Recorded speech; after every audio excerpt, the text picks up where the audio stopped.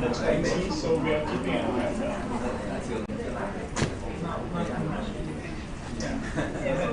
We have the serial number for almost That's very good.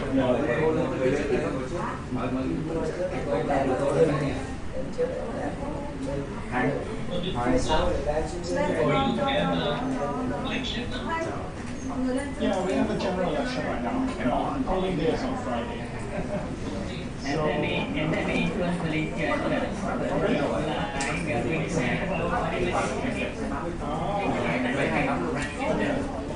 I mean, a lot of opposition parties feel that it's not a good time because there are restrictions and people cannot meet together in groups and things like that. So, yeah, in Indonesia actually we are also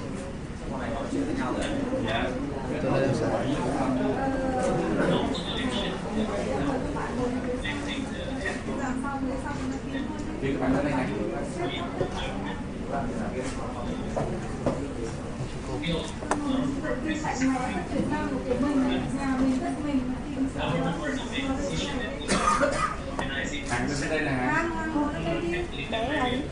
bé nào bé Hà nó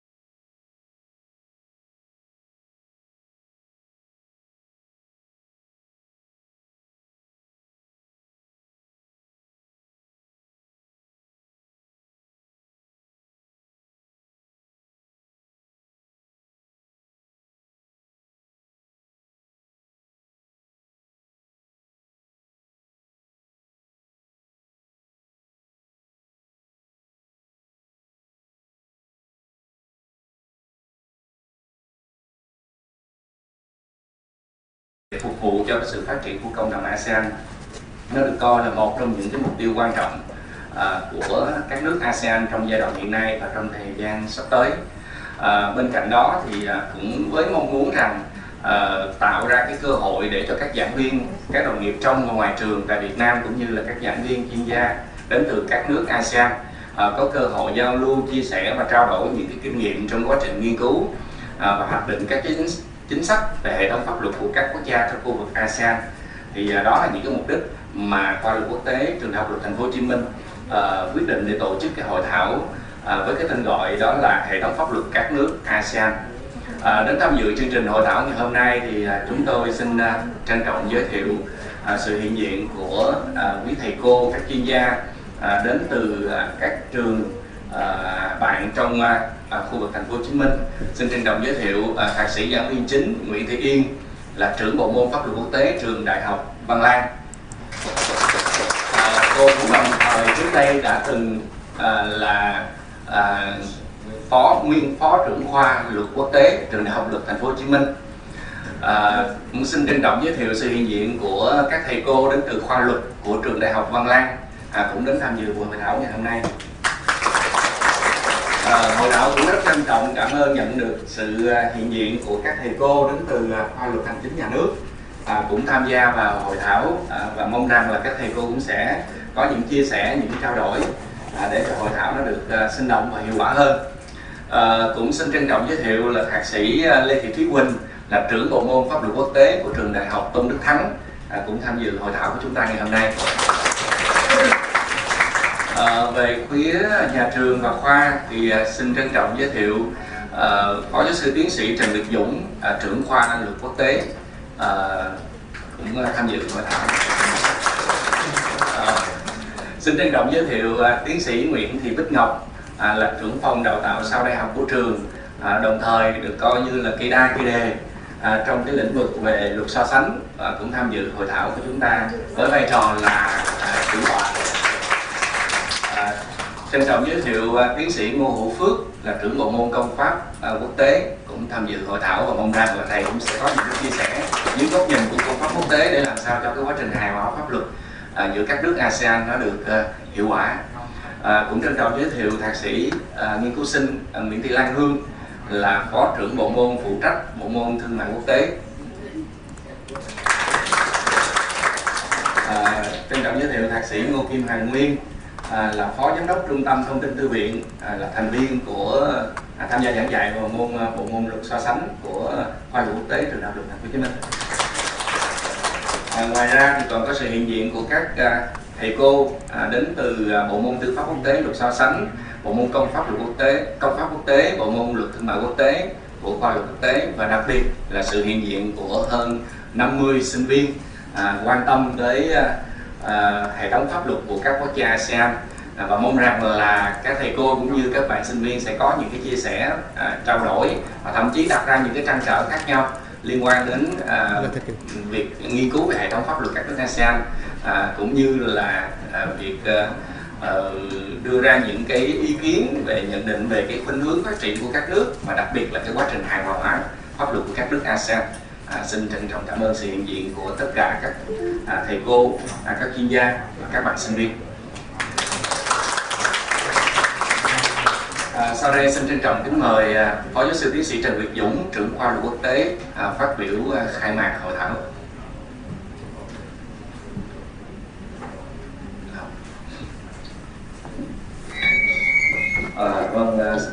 Xin cảm ơn tiến sĩ Pháp Hải Nam. Và tại đây thì tôi trước hết thì tôi rất là vui và nhìn thấy hôm nay cái buổi hội thảo hôm nay có đông đủ rất là các sinh viên, giảng viên của trong và ngoài trường. Đồng thời thì tôi nghĩ rằng đó là một cái sự quan tâm rất lớn của xã hội, của những người học giảng dạy và học tập về pháp luật về ASEAN. Thực sự thì ASEAN là một hiệp hội có sự phát triển rất là mạnh và có đạt những thành tựu rất lớn trong suốt hơn 40 năm hoạt động của mình. Và ASEAN có đặc thù trong chính sách hội nhập, bởi vì cái ASEAN Way cái phong cách hội nhập của ASEAN nó tạo ra sự thống nhất trong sự đa dạng, là một cái mô hình hội nhập rất đặc biệt trên thế giới. Trong ASEAN như chúng ta cũng biết thì có rất nhiều các quốc gia với các nền văn hóa, các tôn giáo, các hệ thống pháp luật rất là khác nhau, nhưng chúng ta cũng đang cố gắng tiến tới hội nhập để hình thành nên cộng đồng ASEAN. Và chính vì vậy cho nên là những cái hoạt động nghiên cứu về pháp luật của các nước thành viên được đặt đối khoa luật quốc tế là trở thành một cái mục tiêu rất quan trọng. Và hôm nay thì cái buổi hội thảo chúng ta sẽ cố gắng tìm hiểu những cái khía cạnh đặc biệt của các cái hệ thống luật quốc gia ASEAN.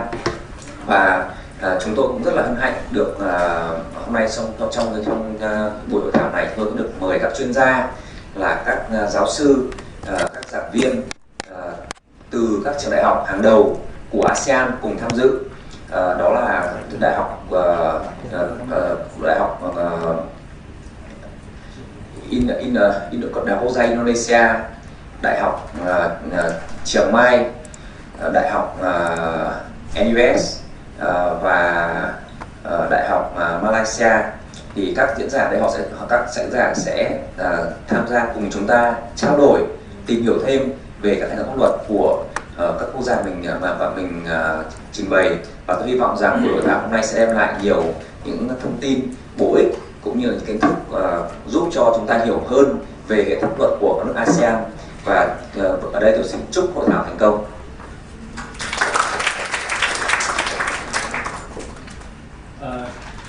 Để chương trình hội thảo được bắt đầu thì sau đây xin trân trọng kính mời tiến sĩ Nguyễn Đức Ngọc là chủ tọa của hội thảo ngày hôm nay phát biểu đề dẫn. Kính thưa quý thầy cô, kính thưa tất cả các đồng nghiệp và các em học viên, sinh viên. Hội thảo này đối với khoa luật quốc tế nói chung và tổ so sánh công pháp tư pháp nói riêng là một sự tìm kiếm cơ hội điều chỉnh trước hết là cái môn học luật so sánh trong nhà trường. Làm sao để cái môn luật so sánh này nó vừa phát huy được hết tất cả những cái thế mạnh của khoa luật quốc tế, đồng thời nó cũng có những sự thay đổi để thay đổi cách nhìn của xã hội đối với vị trí của môn học này. Cho nên là tổ so sánh đã coi như là dốc tâm đấy tiến hành hội thảo ngày hôm nay, xem như một bước đầu tiên để làm một cái hội thảo sau này tiến tới cái việc mà thiết kế các môn học, các tín chỉ, các chuyên đề của môn luật so sánh theo cái hướng mà như khoa đã định hướng là mang cái tính ứng dụng. Vì sao mà khoa tổ so sánh đã đặt cái chủ đề hội thảo là hội thảo về hệ thống pháp luật các nước ASEAN? Vì như thầy trưởng khoa có nói là hiện nay các nước ASEAN đang trong cái tiến trình hình thành cộng đồng ASEAN. Nhưng cái khó khăn nhất của cộng đồng ASEAN không biết có phải ở vấn đề về văn hóa hay không, nhưng đến nay thì những cái thỏa thuận để hình thành cộng đồng ASEAN vẫn là đang trong quá trình tìm kiếm tiếng nói chung. Chính vì vậy cho nên nếu mà trong hội thảo này ban chuyên môn có thiết kế ra làm 2 mảng. Đấy, cái phiên thứ nhất và phiên thứ hai. Cách thiết kế của hai phiên này như thế nào? Phiên thứ nhất là phiên mà liên quan đến pháp luật của các nước trong hệ thống common law. Cái phiên thứ hai là phiên mà liên quan đến pháp luật của hệ thống civil law. Mục đích của hai phiên này là muốn tìm kiếm một câu trả lời, một câu hỏi cho cái câu trả lời là pháp luật của common law mặc dù được áp dụng ở các nước trong khối ASEAN theo nguyên tắc chung, nhưng khi nó tiếp cận vào từng hệ thống một thì sự thay đổi, sự phát triển, sự hài hòa giữa cái hệ thống common law, civil law trong cái quá trình hội nhập là như thế nào? Trước sĩ anh Việt tuổi đúng không? Đấy. Cho nên là để cho hội thảo mà có một cách theo dõi hiệu quả thì buổi hôm nay là có hai cái diễn giải của trường, của khoa quốc tế liên quan đến đại diện hai cái hệ thống pháp luật mà common law và civil law. Nhưng nếu hôm nay các bạn sinh viên ngồi đây á, là những người mà đang học cái môn luật so sánh á, các bạn hãy tận dụng cơ hội này để đặt những câu hỏi cho các chuyên gia đang là đại diện của những hệ thống pháp luật như là Malaysia, Singapore, Thái Lan, Indonesia, để xem rằng tính tức là của quốc gia Hồi giáo á, nó ảnh hưởng như thế nào đến hệ thống pháp luật. Đấy, nó ảnh hưởng như thế nào đến cái tiến trình hội nhập. Thì đây là các bạn tận dụng cơ hội đó nên đặt các câu hỏi dưới góc độ một môn học. Và những cái ý tưởng này đối với cả ban chuyên môn đó, là những ý tưởng đầu tiên để sau này sẽ điều chỉnh cái môn giảng, điều chỉnh cái môn luật so sánh theo hướng như thế nào để tận dụng. Ví dụ trong khoa quốc tế có một tổ thương mại là tổ rất mạnh về pháp luật ASEAN. Đấy, bên cạnh đó thì công pháp sẽ rất mạnh về vấn đề gì? Vấn đề cư trú, di trú của các công dân các nước khác nếu như có hiện diện thương mại ở Việt Nam. Bởi vì cho dù có hội nhập đi chăng nữa thì khi mà một cái hiện diện thương mại ở các quốc gia thì pháp luật trực tiếp điều chỉnh vẫn phải là pháp luật của quốc gia bên cạnh những cái cam kết chung. Chính vì thế cho nên tổ so sánh đang rất muốn đi theo cái ý tưởng. Vậy thì ở cái lần tiếp theo á, khi mà các cái quốc gia trong khối ASEAN có sự hiện diện thương mại ở Việt Nam, vậy thì pháp luật của từng quốc gia sẽ có độ vênh như thế nào so với cam kết thương mại, và cái sự vênh này sẽ đi theo cái hướng về thương mại này, về hôn nhân gia đình này, có yếu tố nước ngoài, đúng không ạ? Về cái việc mà cư trú, di trú của từng công dân nó như thế nào. Đấy, văn hóa của các nước sẽ ảnh hưởng như thế nào đến tập quán thương mại. Thì đấy là những cái ý tưởng cho nên hôm nay là cái buổi đầu tiên, và tổ so sánh cũng mạnh dạn thử xem rằng cái ý tưởng này có phát triển được không. Bởi vậy hôm nay cái rất mong các thầy cô cũng như tất cả các bạn sinh viên ở đây hãy tích cực đặt câu hỏi. Đấy, mạnh dạn, muốn biết gì, muốn có những trao đổi nào mình hãy mạnh dạn. Còn bây giờ thì để cho hội thảo được bắt đầu á, thì theo cái chương trình á, người diễn giả đầu tiên đó là diễn giả của trường Ta là thầy Ngô Kim Hoàng Nguyên, giới thiệu về cái hệ thống pháp luật của Malaysia, Myanmar, đúng không? Và Bình Nguyên là của Myanmar.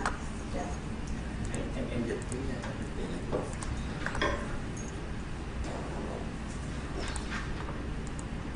dịch chưa Good morning, Professor Ahmed, Professor Bonjai, and Professor Ahmed. Firstly, I would like to have a brief introduction of the chairman. Our chairman today is Associate Professor Việt Dũng. He's the Dean of International Faculties. And the second is Dr. Nguyễn Thị Bích Ngọc. She's the Head Department of Graduate Education, and Dr. Phan Hoài Nam, the lecturers of International Faculties. And they also have a brief introduction on the purpose of the workshop today. For all of the information have been given is to have a harmonization of the law in Asian Member States, and especially for applying in each country. When we have international agreement on track, it needs to know on details of the legal system of each country, and that is the purpose of the workshop today. And furthermore, for our faculties, we have a course on comparative law, which is very interesting course, of course, and they will have a brief introduction in the legal system of many countries in the world, especially in Asian Member States. And in the future, we would have some other course on the legal system of each country members. And for now, I would like to introduce my presentation today. This is an introduction to Myanmar legal system. My name is Nguyen, and I'm also a member of faculties of international law. And we know so far that in Asian Member States, it could be divided into two major legal systems. The first one is the civil law system, and the second is the common law countries. For Myanmar, it is a member of common law country. And my presentation will divide into three parts. The first one is for the history perspective of Myanmar legal development, and the second is the judicial system, and lastly is the legal profession and education in Myanmar. Sorry, một xíu, bởi vì để sợ đánh tốn nhiều thời gian á, cho nên là qua máy em mà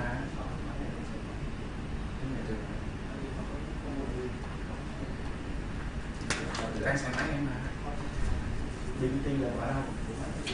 Sao họ đang không copy cho DVD của em? Rồi sao?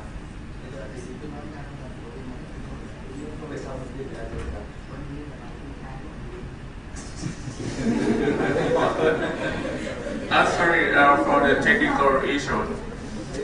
Ok mọi người.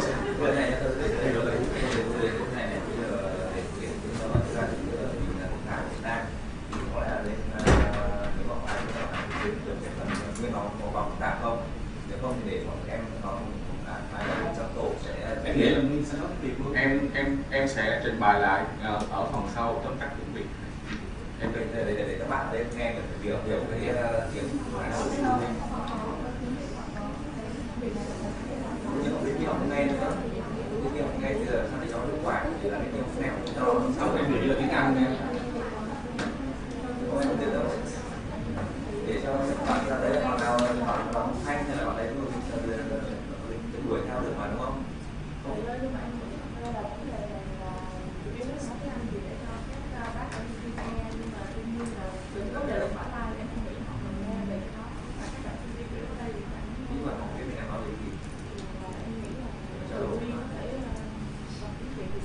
Bây giờ này anh đề xuất là giờ này nhé, nói xong nói hết xong rồi dịch. đâu đấy là quan nó thì là hỏi nam thì là bởi vì người mình cần người đây nghe cho bên kia thì nhưng mà cái presentation của người là bây giờ Nguyên sẽ nói một cái việc trước đi, xong trong lúc mà mọi người đặt câu hỏi trao đổi thì Nguyên sẽ để tóm tắt lại một cái nói chuyện đi, nhưng mà cái đấy là mình không có tiếng Anh, chỉ có tiếng Anh thôi, vẫn phải nói hẳn này.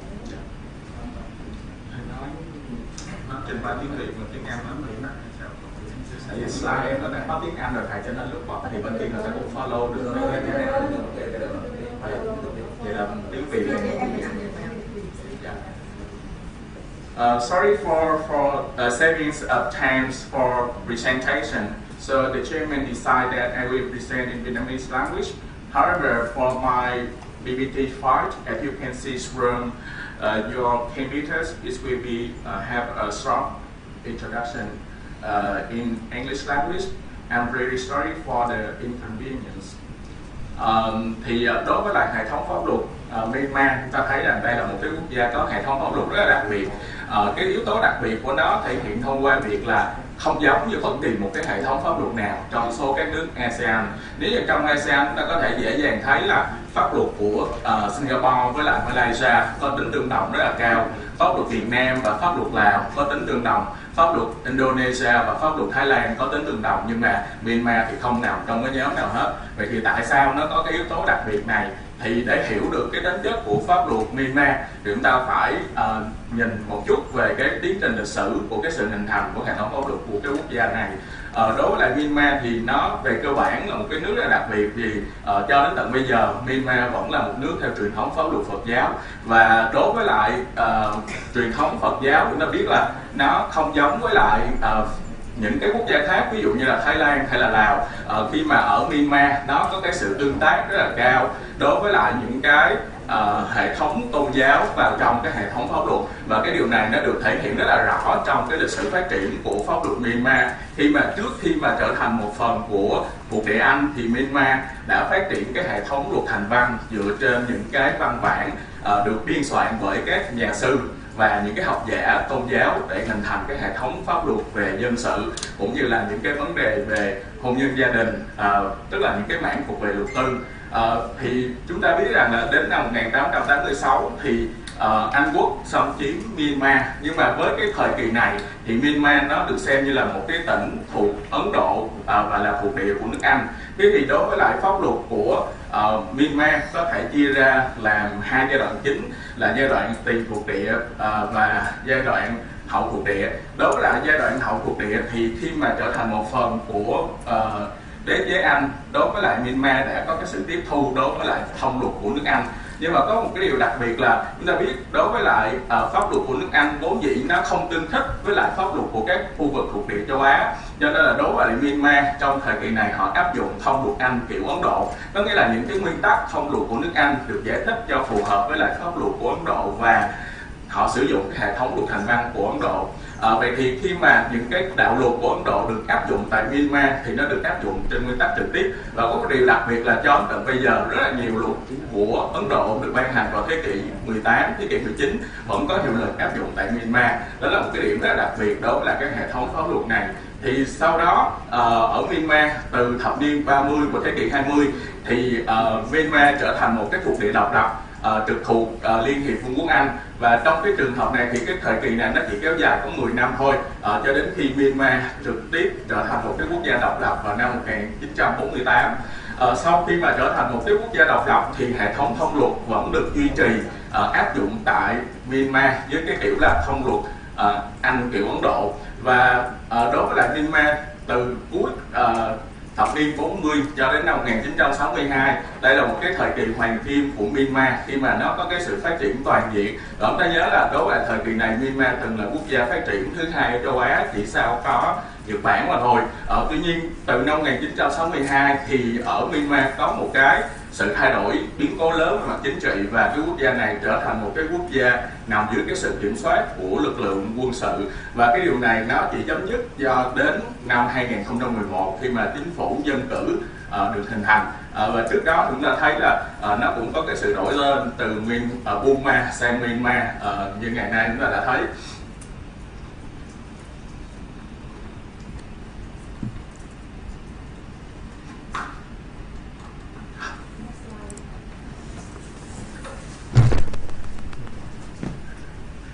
Về những cái yếu tố chính của các hệ thống pháp luật thì chúng ta thấy là nguồn luật của Myanmar rất là đa dạng, trong đó chủ yếu là dựa vào hệ thống thông luật. Thứ nhất là chúng ta thấy nó có luật tập quán pháp của Myanmar được áp dụng chủ yếu trong cái lĩnh vực dân sự và nó có nguồn gốc từ rất là lâu đời. Nguồn thứ hai là thông luật của nước Anh.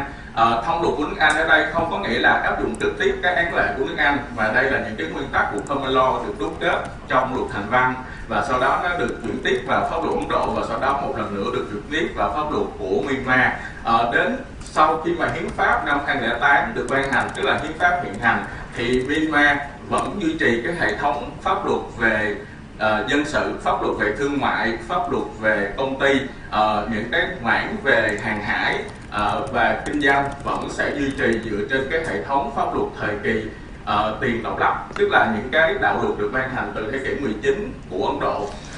Và thứ ba là ở Myanmar nó sẽ có một cái cơ quan lập pháp gọi là nghị viện, và nghị viện của Myanmar thì được phân thành hai viện là thượng viện và hạ viện.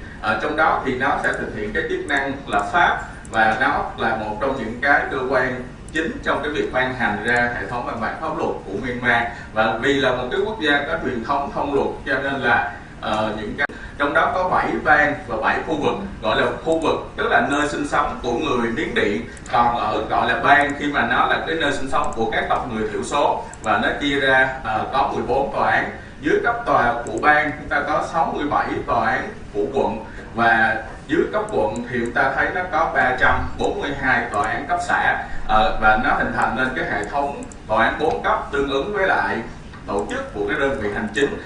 Ngoài ra thì ở Myanmar còn có những cái tòa đặc biệt như là tòa vị thành niên, tòa đô thị và tòa vi cảnh, tức là xử phạt những cái vấn đề về giao thông. Đối với lại những cái vụ việc mà nó có cái giá trị tranh chấp dưới 10.000 đô la Mỹ, tức là tương đương với khoảng 10 triệu kiếp tiền Myanmar, và những cái hình phạt dưới cho đến 7 năm tù, thì nó sẽ thuộc thẩm quyền của tòa township, tức là tòa cấp xã, tương đương với lại tòa cấp xã. Đối với lại những cái vụ việc hình sự nghiêm trọng hơn và những cái tranh chấp dân sự có giá trị đến 50.000 đô la Mỹ, tức là tương đương với lại 50 triệu kiếp, thì nó thuộc thẩm quyền của tòa án cấp quận, và đối với tòa cấp quận này thì nó còn có thẩm quyền xét xử theo trình tự phúc thẩm đối với những cái bản án đã được xét xử bởi cái tòa án cấp xã nữa. Và đối với lại tòa cấp cao, tức là tòa án của bang và tòa án của khu vực, thì nó sẽ có thẩm quyền xét xử tất cả những cái tranh chấp còn lại. Đối với lại tòa án tối cao, chúng ta thấy là đây là một cái tòa án đặc biệt khi mà nó vay mượn và có những cái sự phát triển độc lập về mặt tổ chức. Tòa án này không có một số lượng tòa án thẩm phán cố định, mà nó sẽ phụ thuộc vào ý chí của tổng thống và chánh án tòa án tối cao, với số lượng từ 7 đến 11 thành viên, và nó sẽ thay đổi theo thời gian, không phải là một con số cố định. Về mặt thẩm quyền thì tòa án này sẽ có thẩm quyền xét xử sơ thẩm trong những cái trường hợp đặc biệt, trong đó chủ yếu là những cái tranh chấp liên quan đến tranh chấp giữa chính phủ liên bang và các bang, các tranh chấp giữa các bang và khu vực, và những cái tranh chấp liên quan đến các điều quốc tế mà Myanmar là thành viên. Và đây là cái tòa án có cái thẩm quyền xét xử cuối cùng. Đối với những cái tranh chấp thông thường nó sẽ được giải quyết bởi một thẩm phán, và những cái tranh chấp đặc biệt hoặc là những tranh chấp mà tòa án tối cao có thẩm quyền sơ thẩm sẽ được xét xử bởi 3 thẩm phán, trong đó sẽ bao gồm chánh án của tòa tối cao. Vậy thì tòa án này nó có một cái track rất đặc biệt gọi là certiorari. Certiorari trong tiếng Latin là có thẩm quyền đấy lên xét xử lại. Vậy thì tất cả các tòa án trong hệ thống tòa án Myanmar, một khi mà nó có những cái vấn đề quan trọng mà tòa án tối cao quan tâm, tòa án tối cao có quyền điều tiết cái vụ việc đó và yêu cầu tòa án đang thụ lý xét xử phải chuyển toàn bộ vụ việc lên cho nó thụ lý và giải quyết. Trong trường hợp đó thì tòa án xét xử cả về tình tiết lẫn luật áp dụng của vụ việc, và phán quyết đó là phán quyết cuối cùng. Trong những cái trường hợp còn lại thì tòa án sẽ chỉ xét xử các vấn đề về luật áp dụng mà không xem xét các vấn đề về tình tiết. Để trở thành thẩm phán của tòa án tối cao thì nó đặt ra những cái yêu cầu rất là nghiêm ngặt, đặc biệt là đối với lại vai trò của chánh án của tòa án tối cao, khi mà nó đòi hỏi phải có ít nhất 10 đến 15 năm kinh nghiệm tùy theo vị trí, và cũng như là được bổ nhiệm bởi tổng thống sau khi được phê chuẩn bởi nghị viện của quốc gia. Chúng ta thấy là giữ một cái vai trò cực kỳ quan trọng trong cái hệ thống pháp luật. Thứ tư, đối với lại vấn đề về nghề luật và đào tạo luật, thì hình thức chủ yếu trong đào tạo luật ở Myanmar nó lại có những cái tiêu chuẩn giống Việt Nam, là đòi hỏi phải tốt nghiệp chương trình trung học phổ thông và sau đó là thi tuyển vào các trường luật. Hình thức đào tạo luật chủ yếu của Myanmar khác với Việt Nam khi mà họ sử dụng chủ yếu là hình thức đào tạo từ xa, chứ không có áp dụng hình thức đào tạo trực tiếp như là ở Việt Nam và phần lớn các nước, do cái điều kiện về khoảng cách địa lý, và đặc biệt là ở Myanmar một cái quốc gia rất là rộng lớn, nhưng mà nó chỉ có 2 khoa luật chính là khoa luật của Đại học Mandalay và khoa luật của Đại học Rangoon, cho nên là cái việc mà hạn chế về điều kiện giao thông, cơ sở vật chất, cho nên các trường luật ở Myanmar họ chủ yếu sẽ sử dụng hình thức là đào tạo từ xa. Về nghề luật sư của Myanmar thì nó cũng có cái tính chất tương tự với lại hệ thống luật sư của nước Anh. Nhưng chúng ta nhớ là ở nước Anh thì nghề luật nó được chia ra luật sư bao gồm 2 phân loại là barrister và solicitor. Chúng ta nhớ là barrister sẽ là người có thẩm quyền tranh tụng tại các tòa cấp cao, barrister thì chỉ tranh tụng ở các tòa cấp thấp. Nhưng mà ở Myanmar nó cũng tương tự như ở nước Anh ở chỗ là đối với lại thuật ngữ barrister trong pháp luật ở Myanmar được gọi là advocate, và đối với lại luật sư solicitor tức là những người chỉ có quyền tham vấn và tranh tụng tại các tòa cấp thấp thì nó gọi là leaders. Thì hai cái thuật ngữ này đều chỉ chung với cái giới luật sư. Với cái luật sư cấp thấp leaders nó lại chia ra làm 2 loại nữa, gọi là ordinary leaders tức là luật sư thông thường, và higher grade leaders tức là luật sư cấp cao. Đối với lại luật sư thông thường thì họ chỉ có cái thẩm quyền tranh chấp ở cái tòa án cấp xã và những cái vụ việc ít nghiêm trọng, giá trị tranh chấp nhỏ, và cái thẩm quyền còn lại là của luật sư cấp cao. Đối với lại advocate thì họ có độc quyền đối với lại tranh chấp tại tòa cấp cao và tòa án tối cao, là 2 cái đặc quyền của cái nghề luật này.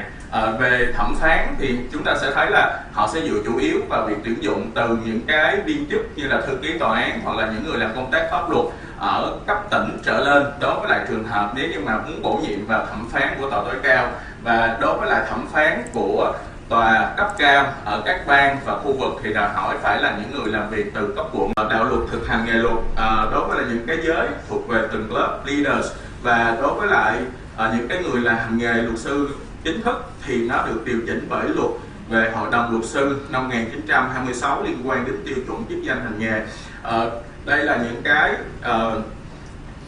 trình bày rất là cơ bản và mong các quý vị đại biểu có thể đọc thêm trong tài liệu để có thể tiết kiệm thời gian cho hội thảo. Tôi xin chấm dứt bài trình bày của mình. Cảm ơn quý vị đại biểu đã lắng nghe.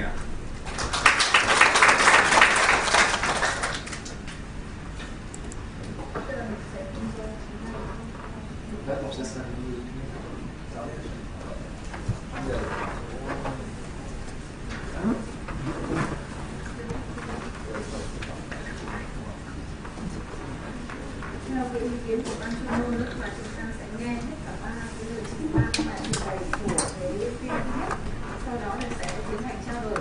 Nhưng mà để cho các em sinh viên dễ theo dõi nhạc đấy, mà có những cái lợi ích từ hội thảo này, tôi nghĩ là các em nên suy nghĩ, có cái suy nghĩ là đúng này. Khi mà tiến sĩ Ngô Kim Hoàng Linh trình bày cái hệ thống pháp luật của Myanmar, thì đặt ra một cái vấn đề, đây là cái hệ thống pháp luật của một nước nằm trong cái truyền thống common law. Nếu đã thuộc cái truyền thống common law thì ắt hẳn những đặc điểm chung của cái truyền thống đó nó sẽ phải hiện diện trong hệ thống pháp luật nước này. Thì qua cái cách mà Thủy Nguyên trình bày đấy, từ cái vấn đề nguồn luật này, hệ thống tòa án này, đào tạo luật và nghề luật sư đó, chúng ta hãy định hướng xem rằng có những vấn đề, ví dụ Thủy Nguyên nói cái việc đào tạo luật đó, đào tạo từ xa do phương tiện giao thông, do cái điều kiện giao thông. Vậy chúng ta đặt một câu hỏi là có hẳn chỉ do cái điều kiện giao thông hay không, hay là cái phương thức đào tạo luật của Anh ấy là đào tạo qua những cái buổi bữa ăn tối chẳng hạn, tức là một cái nền lịch sử, tính chất lịch sử ấy, nó ảnh hưởng như thế nào, chứ không hẳn chỉ là cái điều kiện giao thông. Nên tôi vẫn muốn các bạn ở dưới hãy tích cái này, hãy đưa ra những câu hỏi, những ý tưởng để trao đổi đó. Yếu tố lịch sử của một truyền thống pháp luật là chi phối thế nào đến một cái hệ thống pháp luật để vừa có cái chung và vừa có cái riêng. Bây giờ chúng ta sẽ nghe tiếp bài trình bày thứ hai là của giáo sư Trường bên Singapore, đúng không thầy Dũng?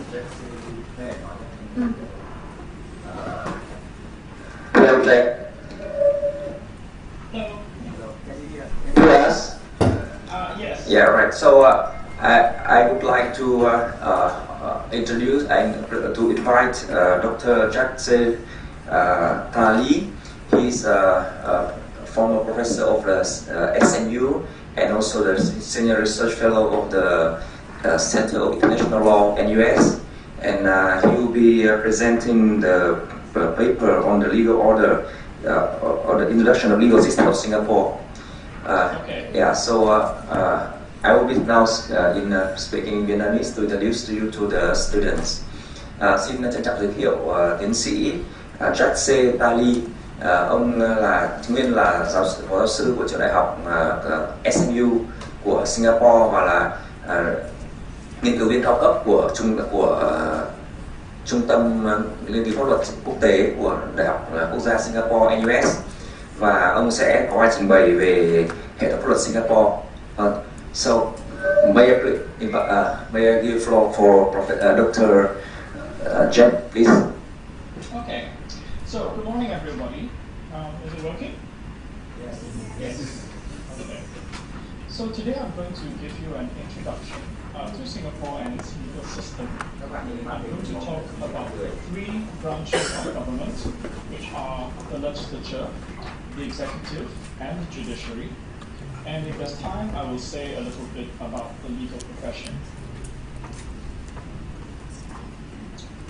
So, this is a map of ASEAN countries. As you know, Singapore is at the tip of the Malayan Peninsula here, right?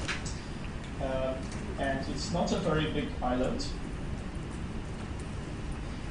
The land area is only about 725 kilometers square, but it has a population of 5.7 million. This was last year in June. A brief history of the nation. Singapore was part of the British Empire between 1824 and 1963. Of course, there was the Japanese occupation between 1942 and 1945. And the country was self-governing between 1959 and 1963, although at that time it was still part of the British Empire. Singapore then became independent by legislature, which is made up of the President and the Parliament, the Executive, which is made up of the President and the Cabinet, and the Judiciary. The reason for having three branches of government is to have what is called separation of powers. It is thought to be unwise to have all the governmental power concentrated in one body, as no one can then prevent that body from abusing its powers. The three branches are then supposed to act as a check and balance on each other. Singapore has a common law legal system like Myanmar. Parliament enacts written laws which are called Acts of Parliament or statutes. These statutes can then empower ministers to issue subsidiary legislation, such as rules and regulations, to implement the purposes of the statutes. The courts themselves also create law by stating legal principles and rules in their judgments. In fact, this is the main characteristic of a common law legal system. For example, some areas of law, such as contract law and tort law, which is the law relating to non-criminal wrongdoing, are mostly made up of such common law rules. Singapore has a written constitution, which is the supreme law of the land. This means that any other statute, subsidiary legislation, or common law rule that is inconsistent with the constitution is void and has no effect. Our constitution also contains a list of fundamental liberties.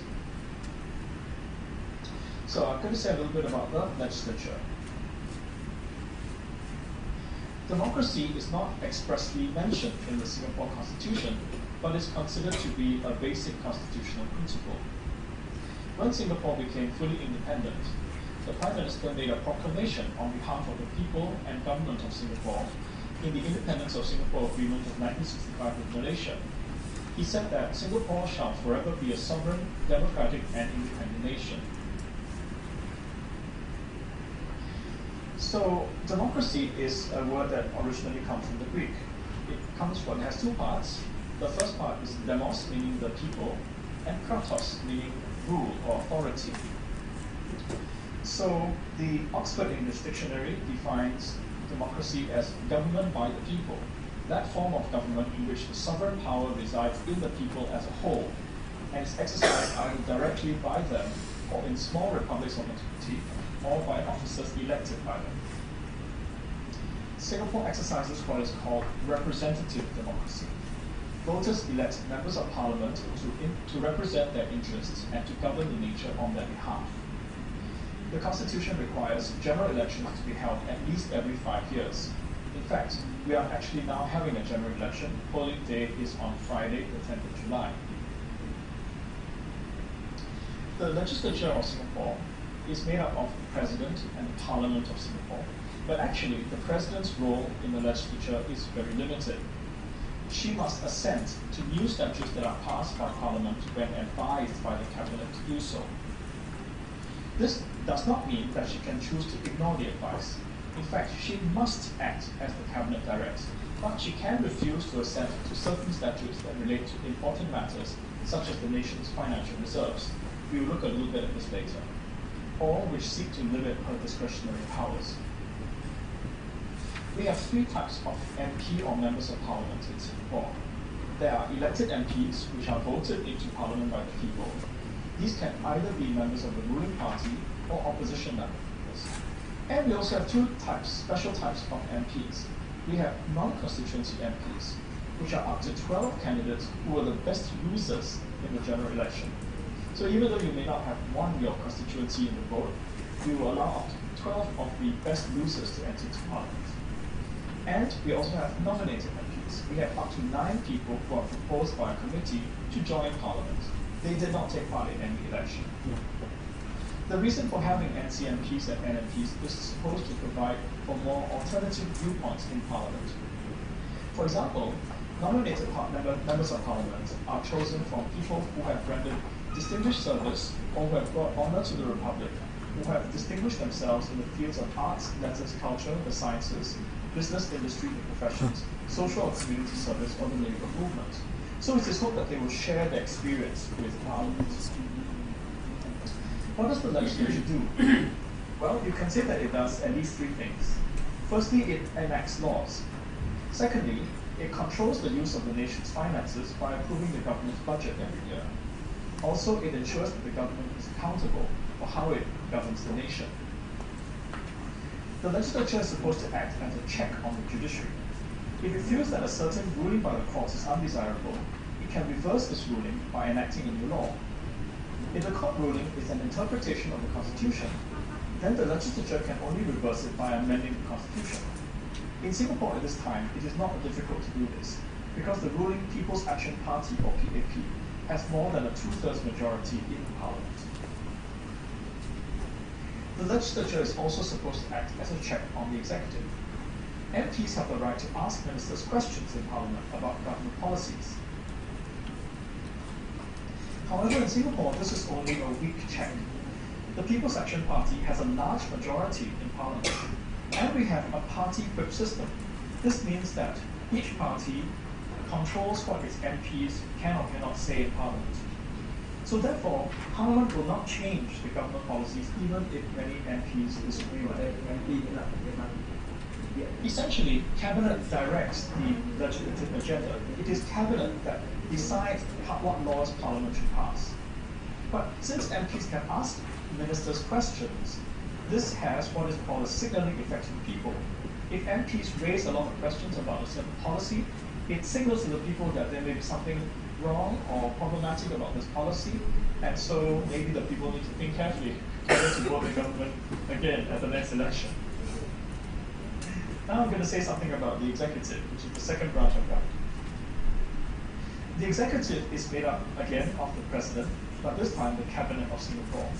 You will notice that the president is actually a member of two branches, the legislature and the executive. However, again, the president's role in the executive is largely ceremonial. She is Singapore's head of state and carries out diplomatic functions. Most of the time, the president must act on the advice of cabinet. As mentioned before, advice does not mean that she can choose to ignore the advice, but in fact, she most of the time must act as the cabinet directs. However, since 1991, the president exercises certain powers in her own discretion. For example, if the government wants to use the nation's past financial reserves, the president will have to approve this. Also, the appointment and dismissal of key public officials needs to be approved by the president. Previously, the president was actually appointed by Parliament. But from 1991, after the president was given special discretionary powers, the president became directly electable by voters. We have presidential elections every 6 years. The cabinet, which is the other part of the executive, is made up of the Prime Minister and other government ministers who are appointed by the Prime Minister. The Prime Minister is an MP who commands the confidence of a majority of MPs in Parliament. Therefore, if one political party has more than 50% of the seats in Parliament, it can decide who is to be the Prime Minister. The cabinet is responsible for the day-to-day governing or running of the nation. In Singapore, the cabinet exercises a very strong check on the legislature as it basically controls the parliament. This is because the PAP has a large majority of the seats in parliament. The executive also acts as a check on the judiciary. It can override any common law rules laid down in a court judgment by getting the parliament to enact a statute. It can also override any interpretation of the Constitution by a court by amending the Constitution. I have put up some slides here about how in certain situations the cabinet will be weaker. Because we don't have a lot of time, I think I will skip them right now, and you can have a look at the translation later on, because I think you'll be coming out with a translation on the slides. So I'm going to talk a little bit now about the judiciary. The court system in Singapore consists of the Supreme Court and the subordinate courts. The Supreme Court is made up of the Court of Appeal, which is Singapore's highest and final appellate court, and the High Court. As for the subordinate courts, we have state courts, which are district courts, magistrates courts, and other specialized courts, and family justice courts. So, matters that start in the state court or family justice courts can be appealed to the High Court. And matters that start in the High Court can be appealed to the Court of Appeal. The work is divided between the courts as follows. In civil or non-criminal matters, this is generally according to the amount of money involved in the dispute. So a magistrate's court can hear matters that are not worth more than 60,000 Singapore dollars. A district court can hear matters which are not more than $250,000. And the High Court can hear all kinds of cases without any limits, but usually only the cases that are worth more than $250,000. In criminal matters, cases are allocated to the courts according to the seriousness of the offences. For example, a magistrate's court can hear cases with a maximum jail term of 5 years or a fine only. A district court can hear cases with a maximum jail term of 10 years or a fine only. And the High Court can impose any punishment that is allowed by law, and usually hears very serious cases, such as those involving caning or capital punishment.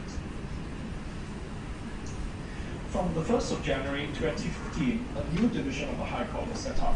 This is called the Singapore International Commercial Court. This special court hears cases that are international and commercial in nature. Parties that have no connection to Singapore can agree to have their disputes decided by this court, so it's quite unusual.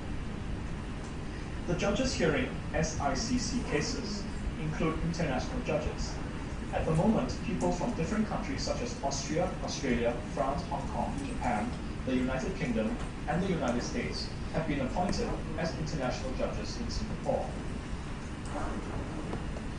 A special aspect of the High Court's jurisdiction is that it can decide whether,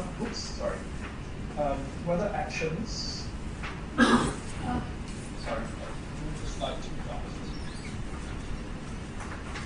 Yes. It can decide whether actions of executive agencies such as government departments and statutory boards and legislation are consistent with the Constitution, and whether actions taken and decisions made by executive agencies are in line with administrative law rules. This is called judicial review. The President may also, on the Chief Justice's advice, appoint judges or judicial commissioners of the Supreme Court to be the presiding judge or the Chief Justice of the state courts and the presiding judge of the family justice courts. And district judges and magistrates of the subordinate courts are also appointed by the President on the Chief Justice's advice. However, the President does not have any power to object to the appointment or dismissal of subordinate court judges. Decisions on whether such judges should be appointed, transferred, or dismissed are made by the Legal Service Commission, which is chaired by the Chief Justice. What is the job of the judiciary? The main job is to resolve disputes between parties. These could be disputes between two private parties, or between a private party and the executive branch of the government. So the judiciary acts as a check on the legislature, as the courts can declare laws that are passed by Parliament to be inconsistent with the Constitution. And the judiciary can act as a check on the executive, as they can declare to be unlawful the acts and decisions of government agencies and officials or public authorities, and subsidiary legislation issued by ministers. This is not the case in many countries, so it is quite special for common law countries. And this is known as judicial review. So for example, a statutory provision that is passed by Parliament or issued by a minister can be challenged on the ground that it is in breach with the Constitution. Also, the act of a public authority can be challenged on the ground that it is either in breach of the Constitution or in breach of administrative law rules, which are a type of common law rules. Singapore has no special constitutional court. The ordinary courts deal with judicial review. In Singapore, in judicial review cases, there is a tendency for the courts to show what is known as deference to the government policies and statutes passed by Parliament. This means that the courts assume that the government knows best what is best for the people. So therefore, the courts have found that the executive have only interpreted the Constitution incorrectly a few times over the years. It doesn't do it very often. Some people have argued that judicial review is actually undemocratic because it is allowing an unelected body, the judiciary, to overturn the acts of elected bodies, the executive and the legislature. But in response, it can be said that democracy is not just about majority rule, but must also include protection of rights, especially minority rights. Therefore, the courts should be allowed to cancel laws that infringe people's constitutional rights. Also, the legislature and the executive can occasionally make mistakes and act unlawfully. Judicial review ensures that such mistakes are corrected, and therefore provides a check and balance. So finally, I'm just going to say something very brief about the legal profession in Singapore. The ordinary way that a person becomes a lawyer in Singapore is by taking a university law degree. This could either be an undergraduate Bachelor of Laws or LLB degree, which is usually a 4-year course in Singapore. Alternatively, he or she could take a postgraduate Juris Doctor or JD degree, which is usually a 3-year course. This is a postgraduate course, which means you must have a degree in some other subject before that. Degrees from some foreign universities are recognized in Singapore. After graduation, a person must also undergo a 5-month preparatory course and pass the Singapore bar examinations, and complete a 6-month training contract with a law firm. After that, the person may be called to the bar as an advocate and solicitor. Lawyers who want to practice law in Singapore in a law firm must apply for a practicing certificate every year. And in order to qualify for such a practicing certificate, they must, among other things, undertake continuing professional development or CPD. This means that they must attend courses to upgrade their skills or to learn about developments in the law. That's the end of my presentation. So later on, I think there will be some time for discussion and questions. Thank you. Thank you very much. Thank you very much, Dr. Lee. And now I would like to invite Associate Professor Dr. Hanif Ahmad. He is a member of the Faculty of Law of National University of Malaysia and Deputy Legal Advisor to Timbalan Nepasihab Udang-Udang. So he will present the paper on the legal order, the legal system of Malaysia in the difficulty times ahead. Xin tiếp theo xin được mời Phó Giáo sư Tiến sĩ Hanif Ahmad. Ông là thành viên của Khoa Luật Trường Đại học Quốc gia Malaysia và là phó cố vấn pháp lý của tôi không biết rằng cái trung tâm của pháp luật của Malaysia. Ông sẽ trình bày bài tham luận liên quan tới hệ thống pháp luật của Malaysia, những khó khăn trong tương lai. Ông phải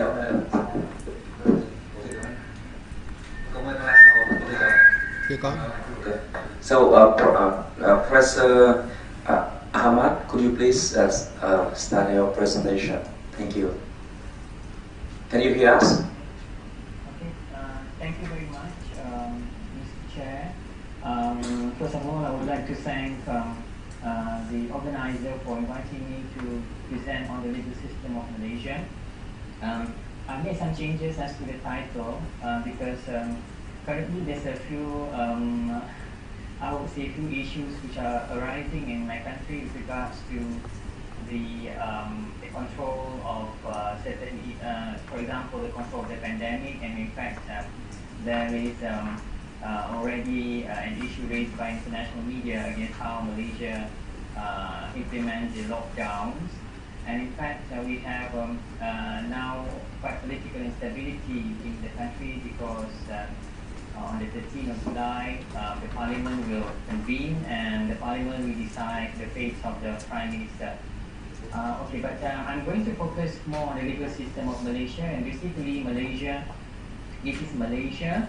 We comprise of two physical regions. The first region is the West Malaysia, which is just on the north of Singapore and south of Thailand.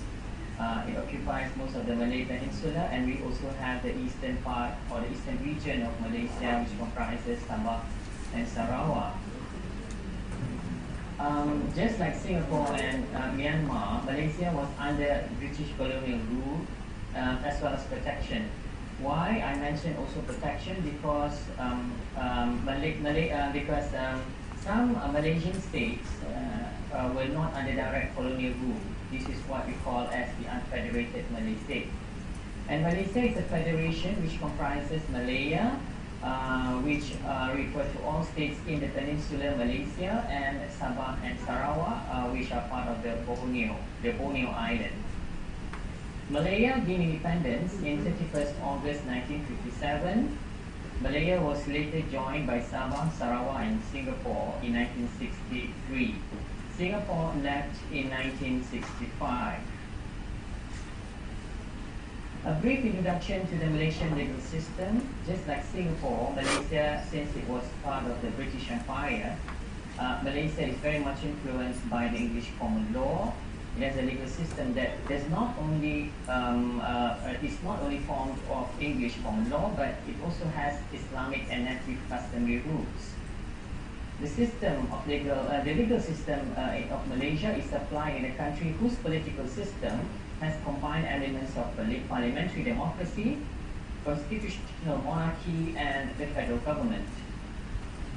The branches of government, just like Singapore, and I think in many other countries, comprises the executive, the legislative, and the judiciary.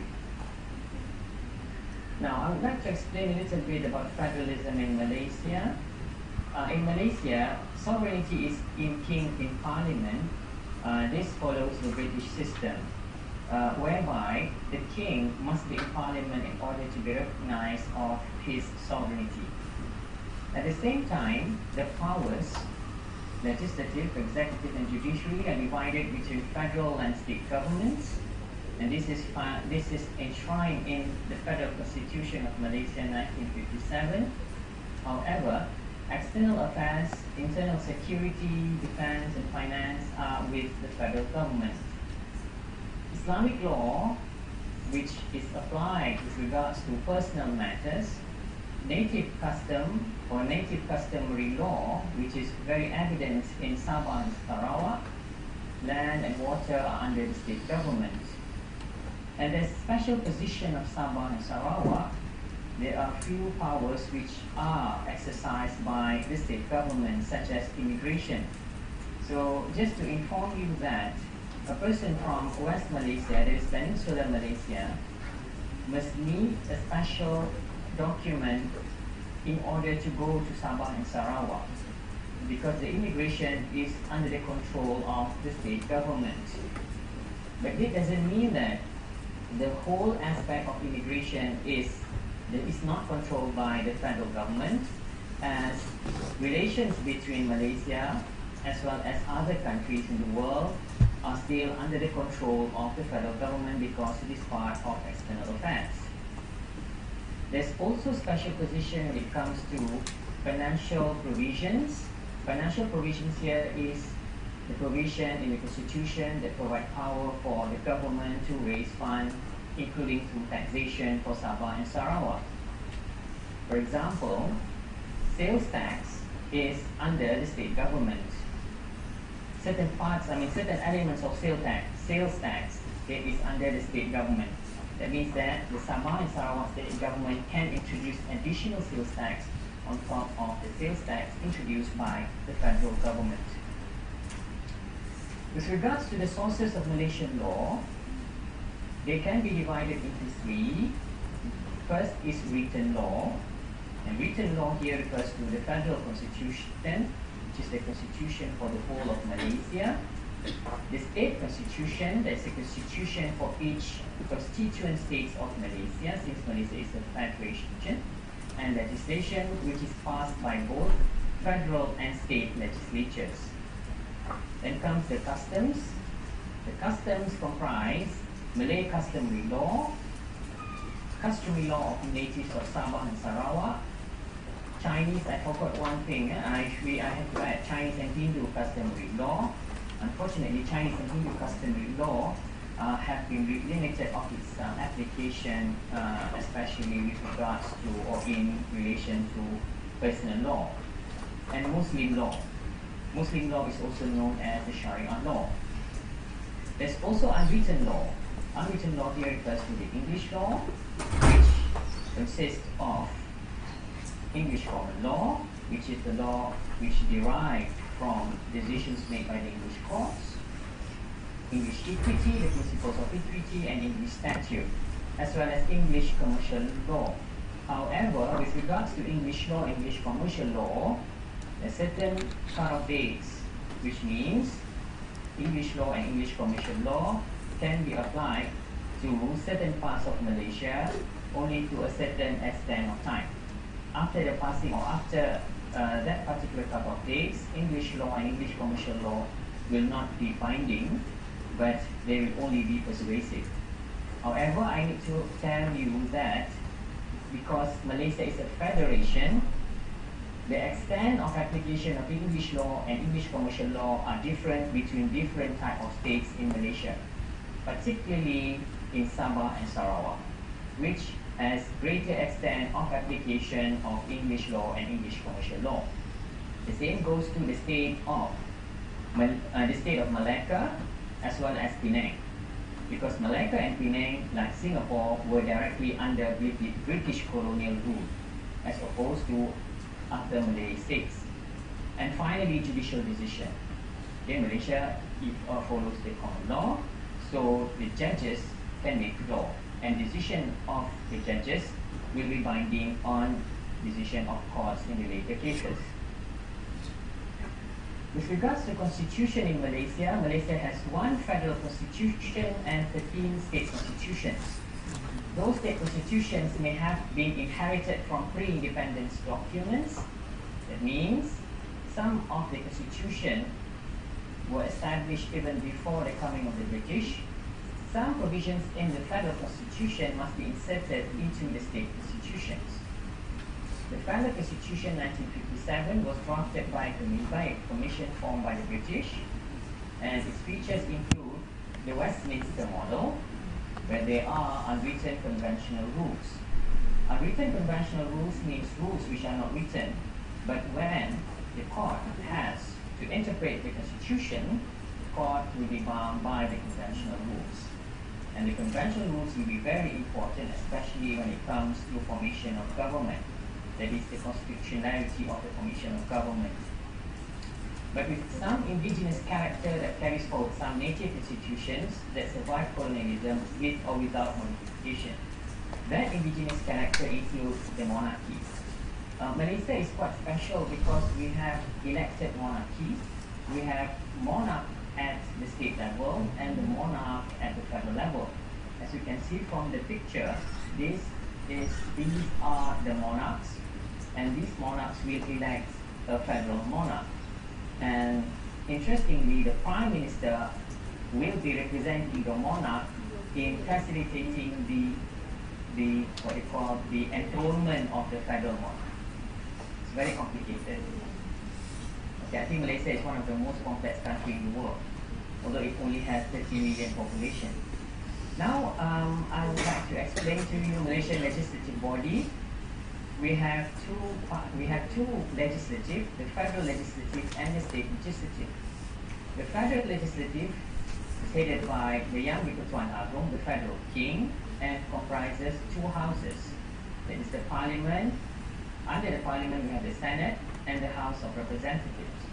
The Senate has elected and appointed members, but bear in mind the elected members are indirectly elected. They are not directly elected through elections, but they are elected by the state government. House of Representatives are directly elected. At the same time, for the state, they have mostly elected state legislative assemblies, which are under the Sultan or the governor. We have 4 states which do not have which do not have sultans, which do not have rulers.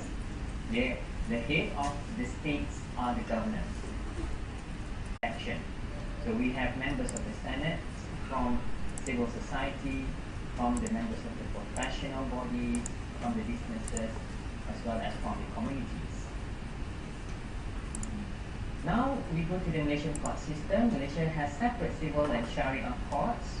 The civil courts are under the federal jurisdiction, the Sharia and the native customary courts under the jurisdiction of the state. This is because the division of power that I've mentioned just now, as between the federal and the state government.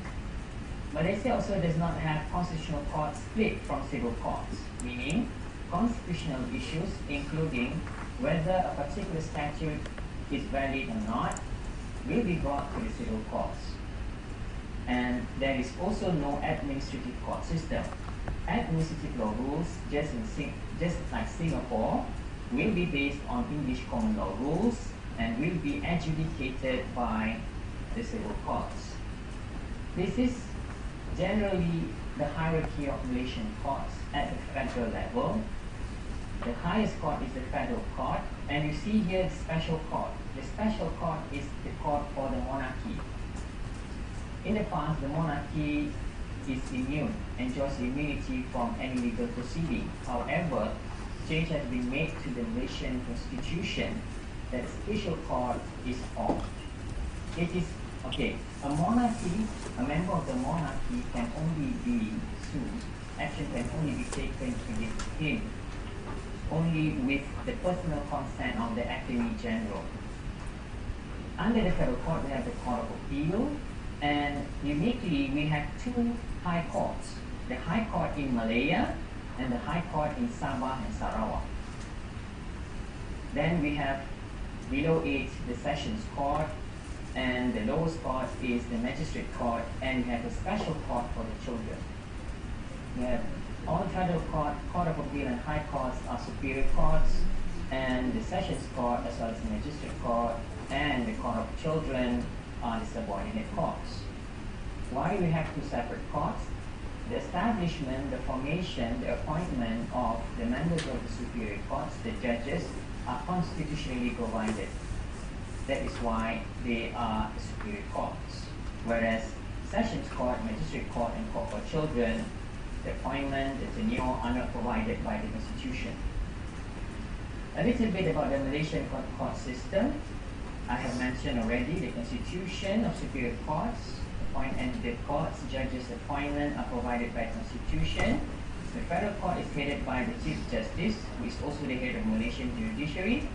Court of Appeal is headed by the President of Court of Appeal, and the High Courts are headed by the Chief Judge of High Court of Malaya and the Chief Judge of High Court of Borneo. The federal court acts as the constitutional court in Malaysia. Some principles governing the Malaysian court. The Malaysian courts apply adversarial system, not inquisitorial. So when it comes to criminal cases, both the state, which is represented by the prosecution, it will be in adverse position with the defense. And the court, the judges, do not have only play a passive role. There is stare decisis, which means decisions of courts will bind decisions of court. The previous case decision will be binding on decisions in the future, but there are exceptions with regards to federal court and Court of Appeal. Rules on jurisdiction of courts are provided by Courts of Judicature Act 1964 for superior courts and Subordinate Courts Act 1948. This is for subordinate courts. The 1948 Act also provides for appointment, qualifications of magistrate and sessions court judges. With regards to rules of procedures, we also have separate rules for civil and criminal cases. Now I move to the Malaysian legal professionals. It can be divided into two. There are those who are among the public service. It's very interesting that Malaysia has both judicial and legal service under the federal and legal service under the state. So the JLS and also the LS are among them deputy public prosecutors, federal and state councils.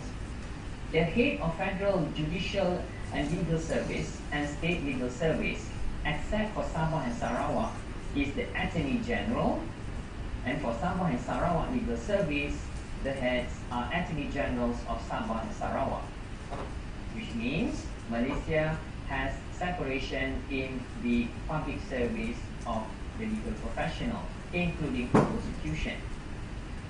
With regards to private practice, comprises the advocates and solicitors, and this is only for Peninsular Malaysia. For Sabah and Sarawak, there are separate rules regulating or governing the private practice. The law that governs the lawyers are the Legal Profession Act 1976. Now, who can be admitted as advocate and solicitor? Unfortunately, I only explained for Peninsular Malaysia, because for example, I'm from Peninsular Malaysia. I can't practice law in Sabah and Sarawak. However, Sabahans and Sarawakians can practice law in Peninsular Malaysia.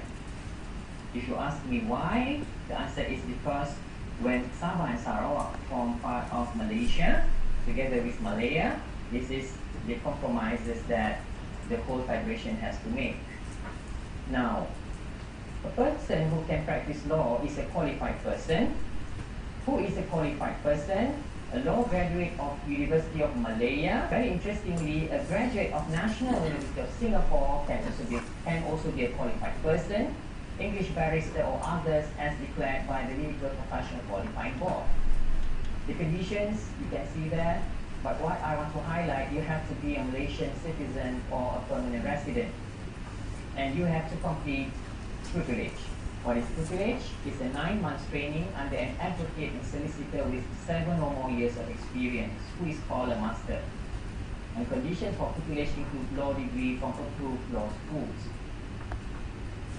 Now I move to the Malaysian governmental structure. Okay, the Malaysian governmental structure that is executive is quite unique because it comprises elements of monarchy, comprises elements of politicians and civil servants. And we see here the military is directly under the Yang di-Pertuan Agong, and Islamic and native, there is the federal king. The native and Islamic and native custom affairs are under the Sultan or the Yang di-Pertuan Agong as well. This is for Islamic law. We have under the Yang di-Pertuan Agong is the cabinet, headed by the Prime Minister, and for the state, there is the state's executive council. It has to be stressed that the Yang di-Pertuan Agong, who is the federal king, has discretionary power when it comes to appointment of Prime Minister. So His Majesty has discretion to appoint who he thinks has the confidence of the members of House of Representatives, who are elected members of the legislature. So we are facing a situation where in February, the former Prime Minister Mahathir resigned, and Muhyiddin Yassin now becomes the Prime Minister. However, from February until now, there is yet to be a sitting by the Parliament to decide whether Muhyiddin has the confidence of the House of Representatives. And the Parliament will convene in 13th of July. And we also have the civil servants. People may ask how Malaysia can still survive even when its political situations are unstable. The answer lies with the civil servants. The civil servants hold positions at the pleasure of the federal king. So the civil servants are accountable to the federal king. So, and then it has to be stressed that there is also judicial check and balance. And finally, even then, we still need to validate the legitimacy of the government. We know that although there is regulatory efficiency because the civil service, they are very efficient because we inherit the civil service from the British, and they are subject to stringent check and balance, including anti-corruption law and internal auditory rules, but parliamentary approvals are still needed, especially with regards to law that has to be passed by the Parliament. Currently, much of the functioning of the legal order depends on well-structured, efficient and well-checked nation bureaucracy. So that is my conclusion. I'm sorry for taking quite a longer time. If there's question, I'm open to any question. Thank you. Thank you, Professor Ahmad. Now I think we will come to the Q&A session. And since we have a bit late of the time, so I decided to shorten a bit of the Q&A. I think we can now ask the question to our presenters. Yeah, Professor Lee, Professor Nghiên, and Professor Ahmad, please raise a question for the presenters. Tôi chắc là thời gian là cũng không hơi bị chậm so với tiến độ, cho nên chúng tôi quyết định là sẽ rút ngắn cái thời gian cái phần hỏi đáp, thì lại thấy nó không dài như trong cái lịch ban đầu. Nhưng mà tuy nhiên chúng tôi cũng rất là mong các giảng sinh viên, thầy cô có thể đặt câu hỏi cho các diễn giả như thế nào để hiểu rõ hơn những vấn đề họ chính đã trình bày. Xin cảm ơn. Các bạn hỏi tiếng Việt cũng được, thầy cô sẽ dịch cho các bạn.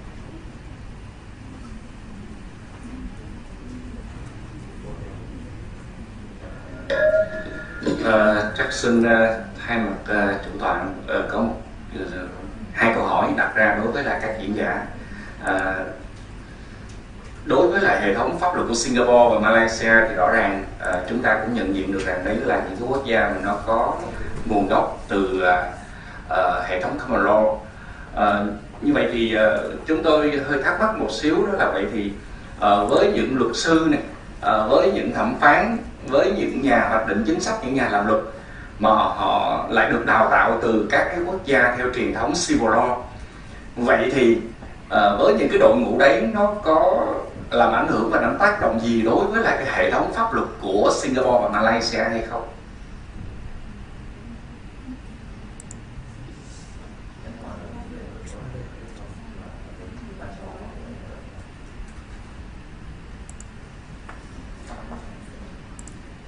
Good morning, Professor Lee and Professor Ahmed. Dr. Span Panam, he has one question that is on the legal profession. For example, as we know that the international lawyer, they can work in Malaysia and Singapore, and they have been educated in civil law tradition. And how can they perform their career when they work in Malaysia or Singapore? And if there's any difference comparing to the local lawyer? Thank you.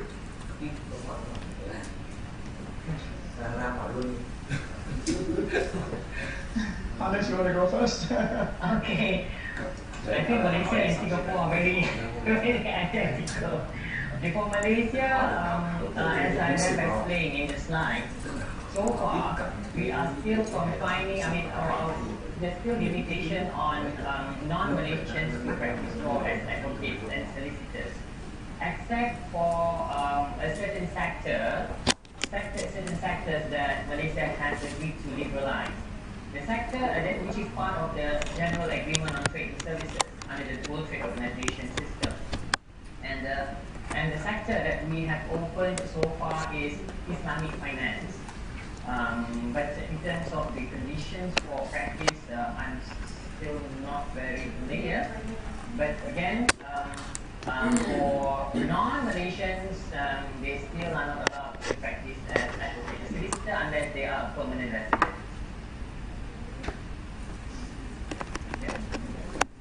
As for the case in Singapore, it depends on whether you want to actually be called to the bar to be a Singapore lawyer, or just remain a foreign practicing lawyer.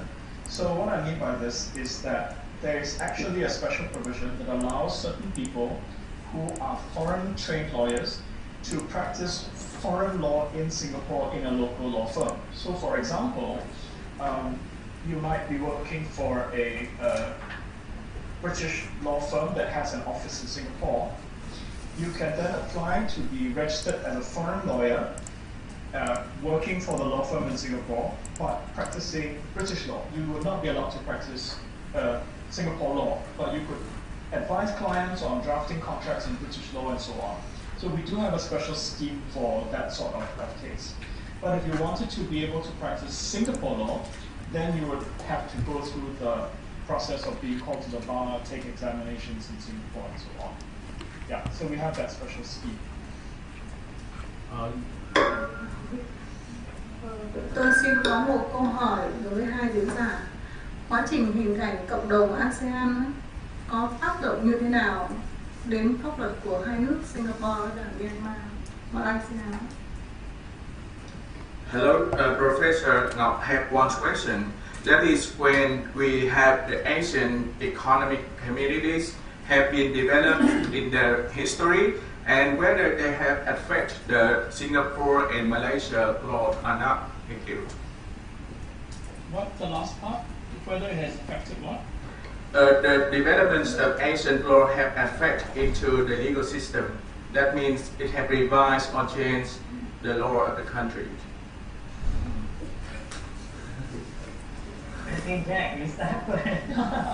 Yeah, my impression is that it has not really made a lot of major changes to the legal system. I think that there are probably attempts to try and harmonize some of the rules relating to trading, but fundamentally it does not. I don't recall any specific changes to the legal system as a result of this arrangement. Yeah. Okay, with regards to Malaysia, I think we may have quite, to some extent, similar circumstances that because Malaysia is a common law, it's part of the common law tradition. Any development at the ASEAN level will only affect Malaysia if they are enacted into Malaysian legislation. So if there is some convention or treaties, it has to be transformed into our legislation. It must be an act of parliament. But this is not only confined to ASEAN, it's also for the international legal order. There are a few I would say, unconventional approach taken by the court in Malaysia when it comes to allowing the recognition of international human rights treaties, which Malaysia is a party to. For example, there was a case where the Convention on the Elimination of Discrimination Against Women was allowed to be pleaded in the local courts, but that is because there's historical because the relevant provision of the Constitution has some connection with the membership of Malaysia in the CEDAW agreement. But other than that, I think our courts are very much still, very much. I'm not sure. I'm not saying that the courts don't want to change, but the tradition itself is something that they hold on to very, very strictly. Thì mình xin tất cả cái phần trả lời của hai vị giả đối với lại hai câu hỏi được đặt ra. Thì đối với lại trường hợp mà người nước ngoài mà hành nghề luật sư tại các quốc gia này thì chúng ta thấy nó chỉ được hoạt động trong một số cái lĩnh vực đặc thù. Ví dụ như là ở Malaysia thì chỉ có thể làm tư vấn trong cái lĩnh vực luật thương mại quốc tế, hoặc là trường hợp của Singapore thì họ có thể làm việc cho công ty luật của Sing, nhưng mà chỉ được tư vấn đối với lại luật nước ngoài mà thôi, nơi mà họ được đào tạo. Đối với lại Sing và Mã thì có một cái đặc thù là họ cho phép người nước ngoài hành nghề luật sư như là một luật sư bản địa, nhưng mà với điều kiện là phải vượt qua kỳ thi của đoàn luật sư giống như là những cái công dân bản địa mà không có cái sự phân biệt. Về cái câu hỏi liên quan đến pháp luật của cộng đồng ASEAN tác động như thế nào đến hệ thống pháp luật của những cái quốc gia này, thì đối với lại diễn giả Singapore thì ông trả lời là đối với lại Sing thì nó sẽ có một sự hài hòa hóa pháp luật trong cái lĩnh vực thương mại, mang cái tính tương thích, nhưng mà hầu như là không có những cái thay đổi mang tính cụ thể trong pháp luật. Đối với lại Mã Lai thì nó cũng tương tự như Sing, nhưng mà diễn giả này có nhấn mạnh đối với lại cái việc là áp dụng đối với lại những cái điều ước quốc tế mà Malaysia là thành viên. Ví dụ mình biết Malaysia là cái nước Hồi giáo, cho nên là ví dụ trong trường hợp Malaysia họ tham gia vào trong công ước CEDAW, công ước về xóa bỏ các hình thức chống phân biệt đối với lại phụ nữ, thì họ đã bắt đầu áp dụng và yêu cầu các tòa án phải áp dụng theo cái quy định của cái công ước này ở những tòa án địa phương. Dạ, xin kết thúc.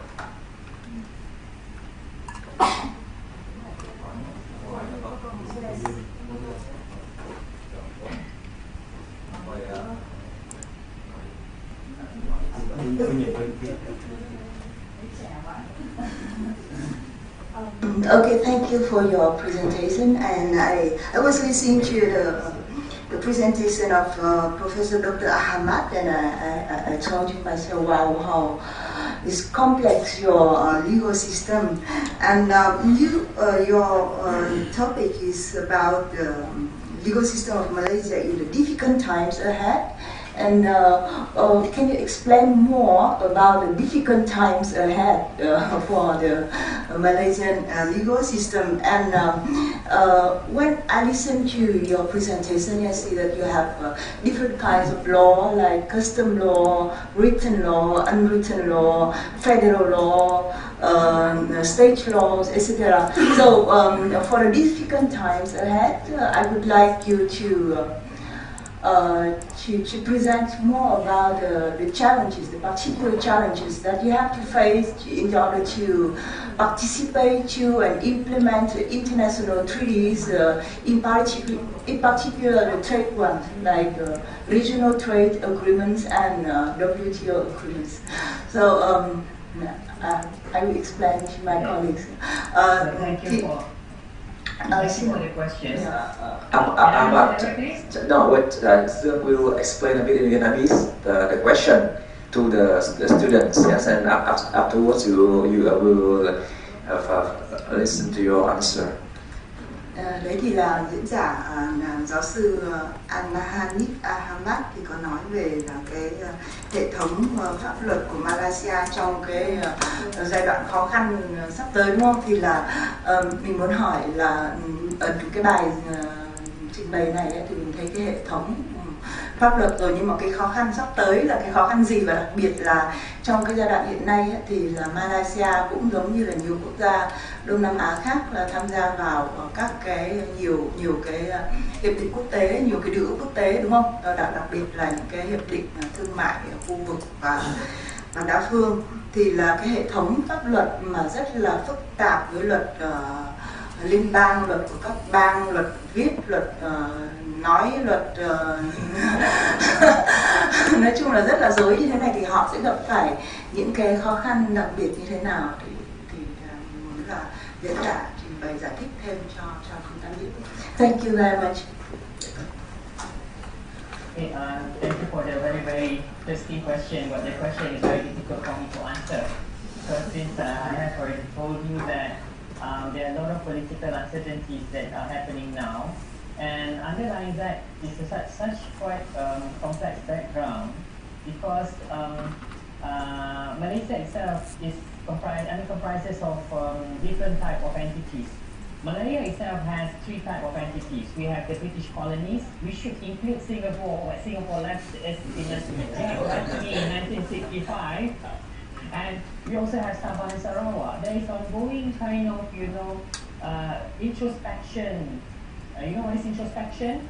Among those in Sabah and Sarawak, because they say that now, are they good? I mean, are they better off in Malaysia? But of course, such discourse or such dialogues have to take in a very civic manner, because thank God that Malaysia does not experience any demonstration, any internal strife so far. Although we have, because Malaysia itself, as in general, is a multi-ethnic country, and also multi-religious country. So it's like, a ticking bomb that can just explode anytime. However, we managed to go through such a hard time. We had, successfully gone through the very hard time of COVID-19. And that is because of the civil service that is working very well. The civil service is under the federal king. The civil service is not under the prime minister. And I don't know whether I should say that. I don't have to say that. Okay. When we had, because in 24th of February, there's a change of government. On the 27th of February, there was this big gathering that, that caused a high jump of COVID-19 cases, and Malaysia had the highest number of COVID-19 cases in Southeast Asia, and almost the top 20 in the world. And then there was a change of government. We said, are you crazy? You change government during this period of time. But And then at the same time, you know, there was this new Minister of Health. And then people say, we don't want to hear from the Minister of Health, we want to hear from the civil servant. And the civil servant is doing very, very well in terms of not only providing advice to the government, providing advice to the cabinet, but in fact, in some matters, the guidance comes from the civil servant. So I think it's the harmony, you know, between the monarchy, the politicians, and the civil servants. And that is not to mention also the parliament. And then Malaysia has a very strong judiciary, and it's well checked. And I have, of course, you know, things getting better after 2018, but I cannot say much because you may record this. But we hope that because we are still not sure what is going to happen. People on the street are talking about this possibility that there will be a snap election, because the government wants to get legitimacy from the people. The government now does not have that legitimacy because there was a change of government and the parliament is yet to sit. And we still do not know who has command of the majority of the parliamentarians, and that is politics. Okay. By the way, with regards to international legal order, as far as Malaysia is concerned, Malaysia has quite a strong business community. And the business community also is not very much affected by any political turmoil in the country. The business community is very strong, and the business community is not only regionally integrated, but it's also internationally integrated because of, because the modernization and industrialization that have taken place. And Malaysia has a very liberal, economic system, with some exceptions when it comes to some indigenous elements. So when it comes to trading, I don't see that what is happening in the local national politics will affect the trading relations between Malaysia and other countries, particularly ASEAN. That I think will not change. Even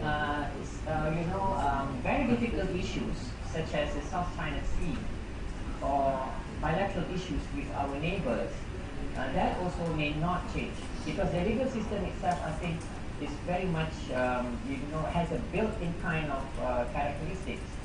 I hope that I answer that question. That is why in my slide you see one explanation that I use the term legal order because legal order sees the constitution as a metaphysical form, not the physical form. How the people, especially during the period of crisis, look at the constitution.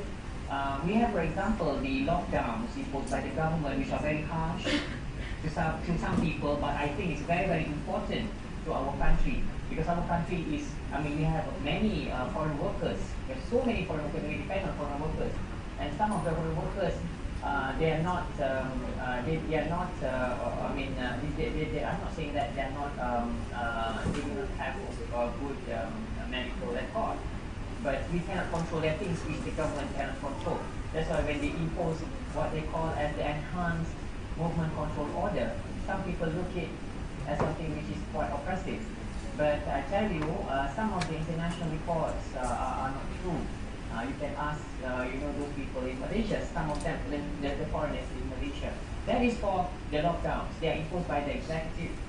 We also have the stimulus, the economic stimulus was also introduced by the executive.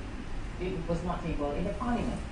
There were allegations that these measures are unconstitutional, but the federal constitution will see the way that because we don't have a special constitutional law, as long as the measures are not brought, are not tested in the court, as far as the legality of it is still untouched. And in fact, the people recognize them. Why until the people recognize them, the people comply with them. Maybe it's because of the sense of crisis. I'm not sure if the crisis has ended. There might be a totally different story than what I do. Thank you very much.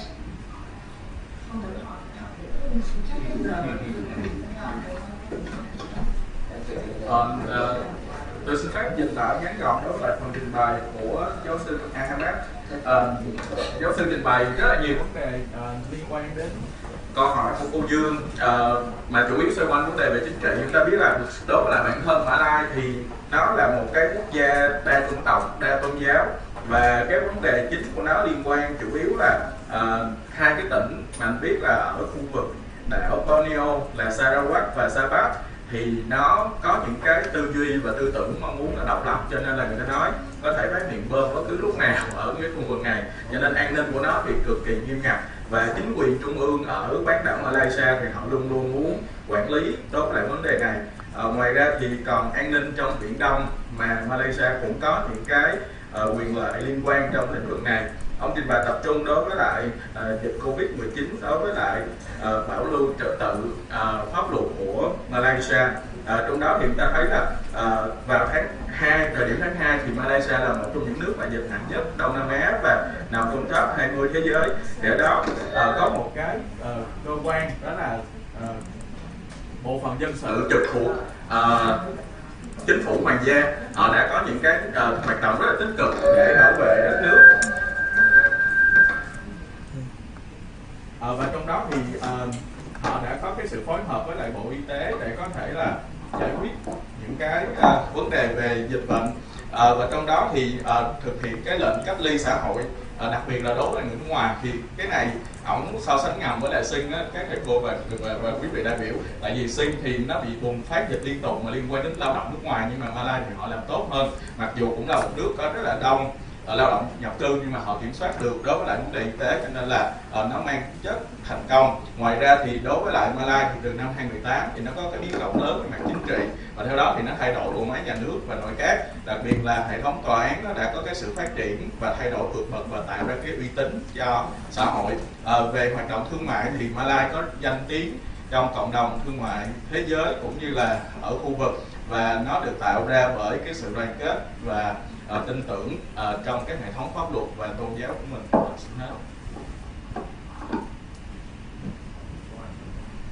Bạn là sinh viên có hỏi gì không? Có hỏi gì không?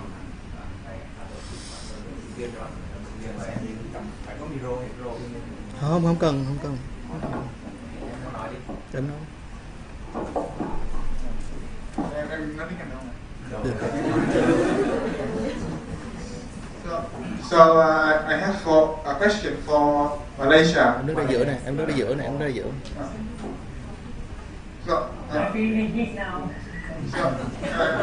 So I have a question for Malaysian law. So when the Asian community is established, we can reasonably expect something like the sanction bloc, when citizens from Asian nations can go to other countries within the Asian bloc to work and to make a living. So when talking about Malaysian law, that is also Sharia law. So does Sharia law apply to non-Muslims or foreigners working in Malaysia? Yeah. So when somebody accidentally do something that is acceptable for everybody everywhere else in the world, but not in Sharia law, does Sharia law apply? Yes, that's my question. You need to translate into Vietnamese language, or you want me to answer right away?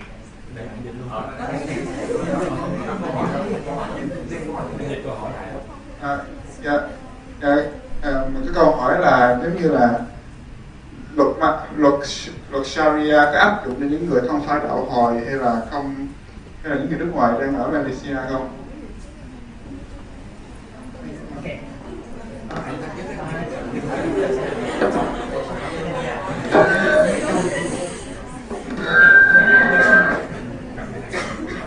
Sharia law is Islamic law. Islamic law is one of the sources of Malaysian law. And as I mentioned in my slide, it is one of the features in the legal system of Malaysia which survived colonialism. However, constitutionally, Islamic law only applies to personal matters, but there are also some criminal offences. We call it as Islamic law criminal offences, such as I'm not an expert extramarital sexual intercourse. Sexual intercourse for unmarried couples, for example. That is an offense under the Sharia law. However, Sharia law only applies to Muslims. Interestingly, it applies to Muslims regardless of citizenship. So, if for example a Thai who is a Muslim is in Malaysia, but you have to establish this a principle called domicile. You may be subject to Islamic law if you are a Muslim. But for non-Muslims, although you are Malaysians, but if you are non-Muslim, Islamic law does not apply. Islamic law does not apply. And there's a special position for Sabah and Sarawak, because Sabah and Sarawak have a large population of non-Muslims. So the application of Sharia law there to a different extent in terms of the flexibility. But we also have some states which are quite conservative. And the application of the Sharia law sometimes is remitted. Remitted means what is remitted? It's remitted to the lower governments, including the local government. So you see that some places like Kuala Lumpur is very modern, but if you go to some rural areas, to some states, especially on the northern Malay Peninsula, which are quite conservative, especially in the rural areas. So the implementation of the Islamic law is done not by, sometimes it's done, the implementation is done by the local government. The local government means, for example, the district government, sometimes it's done by the district government. So there's a lot of differences, variation. When you go to Sabah, for example, the native law is very strong, and some disputes are settled. Disputes are resolved using the native law, and the punishment is also provided by the native customary law. So that is Malaysia. Doctor, a small question. How does that work? If I go to Malaysia, I have to declare at the border that I'm Muslim or not to be able to be regulated by Muslim law. So the people who go to Malaysia, do you have to declare that they are Muslim in order to be regulated by Sharia? Normally, Islamic law is applied to Muslims, but Malaysian Muslims. That's why in our identity card, if you are a Muslim, you have to state that you are a Muslim. But if you are not a Muslim, it's not compulsory for you to state your religion. If you are a Muslim, I have an identity card. I can show you my identity card. Okay. Yeah. You can see here. But my friends who are non-Muslims do not have that. This is, I don't know, that's why some human rights treaties, Malaysia are not parties to the treaty, because that can amount to discrimination. But this system has been in place for quite a long time. So I will be subject to extra rules which are not applicable to non-Muslims, but I will be subject to that rules. But jurisprudentially, when you want to talk about law and the rules created by the law, recognition is very important. And most Muslims, they agree to be bound by the rules. Most Muslims. Some Muslims, they don't agree. That is why there are some elements, elements including the NGOs. They want to, they protest, they contest the forced application of Islamic law to certain Muslims. But the majority of the Muslims, they don't have problem, because to them it's part of their obligation. So the recognition is one thing. So the court, if the matter goes to court, let's say you want to challenge, you want to you may ask a question whether the Sharia law can be reduced or can be eliminated from the legal system. The answer, yes, it can, but you have to go through a lot of hurdles. First, you have to amend the constitution. In order to amend the constitution, you have to have two-thirds majority. That is number one. Number two, you have to get the consent of the Malay rulers. Okay, I can share with you, okay, if I can, the picture, the photo that I showed you just now. You have to get the consent of this, the Malay rulers, the sultans. I don't think that you can get their consent here. You have to get their consent to remove Islamic law, and I think it will not happen. And basically, the system was introduced not by us. The system was introduced by the British. I'm not shifting the blame to the British. It was there during the British. So we just inherit the system from the British. Tôi xin tóm tắt phần trả lời của giáo sư. Thì đối với lại cái câu hỏi là Malaysia nó áp dụng luật Muslim như thế nào, thì biết là đối với lại cộng đồng mà người nước ngoài mà theo đạo Hồi thì sẽ vẫn phải áp dụng theo pháp luật của Malaysia liên quan đến pháp luật Hồi giáo. Với những cái người Malaysia mà không có theo đạo và những cái người nước ngoài không theo đạo thì họ không có bị ràng buộc đối với lại việc áp dụng Sharia. Vậy thì Sharia chỉ áp dụng cho người theo đạo Hồi bất kể là quốc tịch nước nào. Đó là nguyên tắc của Malaysia, và nó sẽ có những cái quy định rất là hà khắc. Ví dụ như là đối với lại người mà theo đạo Hồi mà có những cái quan hệ ít ghi xác với nhau mà chưa kết hôn thì những cái trường hợp này sẽ bị xem là vi phạm pháp luật hình sự và phải xử lý theo cái pháp luật về hình sự. Thế thì để phân biệt thì đối với lại người theo đạo Hồi, họ sẽ có cái chứng minh thẻ căn cước, trong đó có ghi tôn giáo của mình. Với những cái tôn giáo khác thì không bắt buộc, và đây là nghĩa vụ người theo đạo Hồi của Malai. Vậy thì đối với lại giáo sư thì ông trình bày là về mặt tổng thể người theo đạo Hồi ở Malai sẽ có những cái nghĩa vụ nhiều hơn so với những công dân thông thường, và cái điều này thực ra cũng không đúng. Ví dụ như là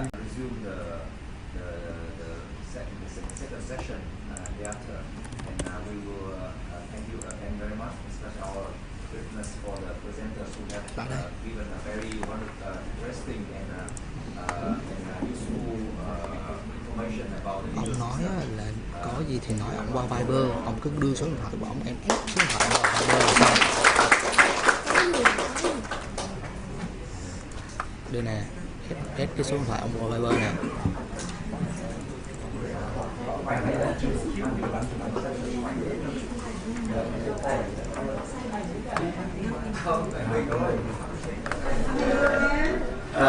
Trong thời gian giải lao thì chắc xin phép mời các thầy cô ý đại biểu mình lên chụp một tấm hình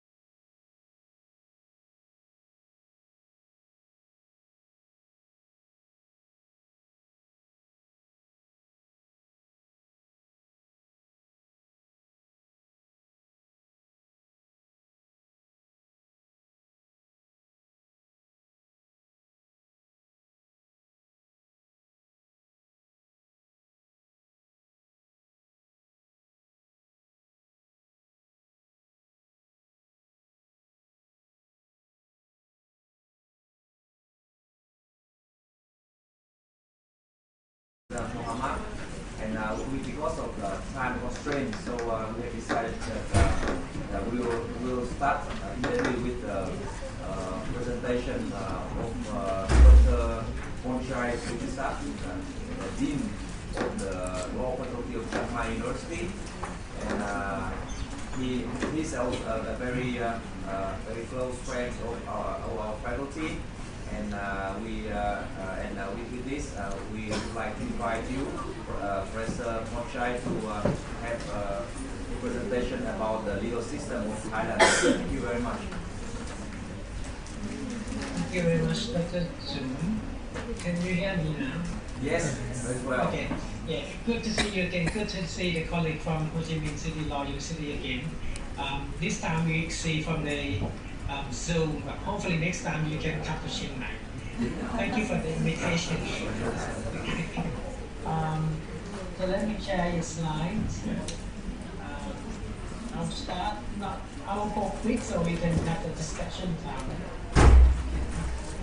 So then we have to slideshow.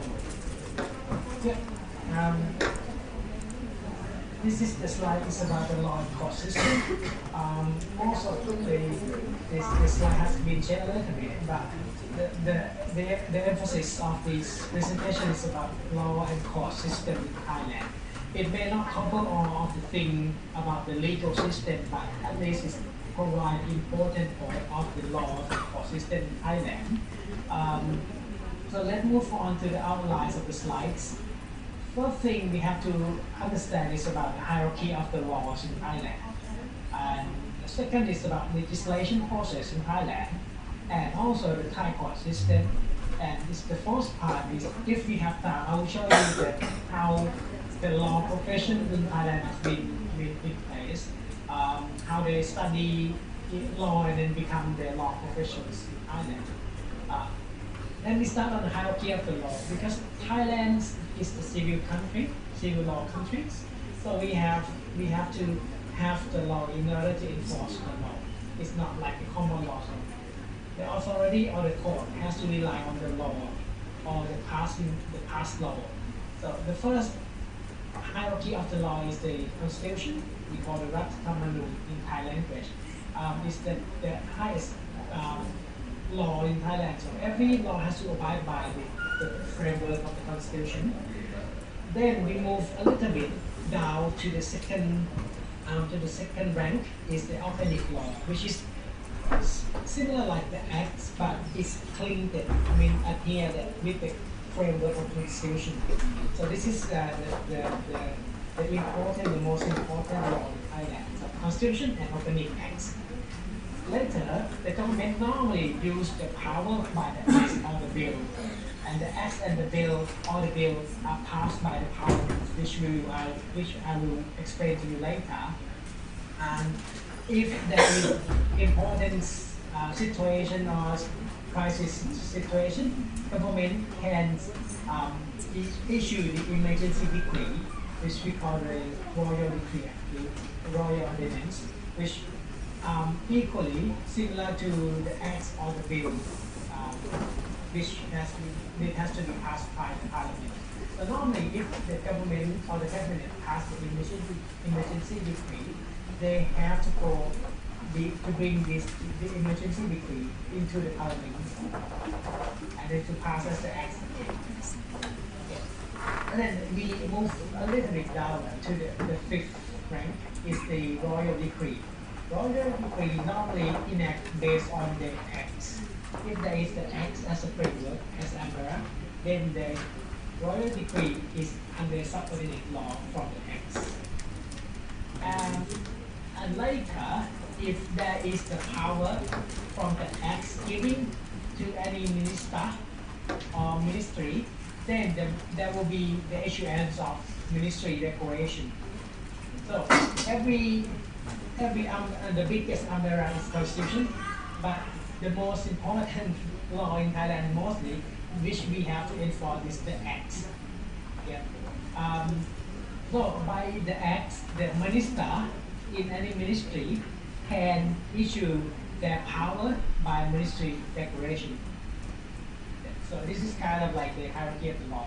And also we have the communal regulation, which is very small area that some communal governments will have the power to manage themselves in the small area. But all in all, the communal regulation has to respect acts on the bill as well. So this kind of the hierarchy of the law in Thailand. This is from the first one, Constitution, Organic Acts and Statute, and Emergency Decree, and then the ministerial regulation and rules and ordinance like that. So this kind of like, to provide you the overview of the Thailand is about the law in Thailand is kind of, everything has to be in written law and has to be passed by the parliament at the acts. Even there is a communal regulation in the very small one of the law, very small rules in community, they have to pass it within the community aspect. So every law has to be written law by civil law system and the court. And the other government entity has to rely on the past law. Yeah. If we have a look further a little bit, Thailand is, I think it's look similar like Singapore, but not that similar. And it's like Malaysia as well. We have the separation power, we have the courts, we have the cabinet, and we have legislative body. So the legislative body is the main institution who pass the law. I mean the acts. And then the cabinet we normally use enforce the power of the law.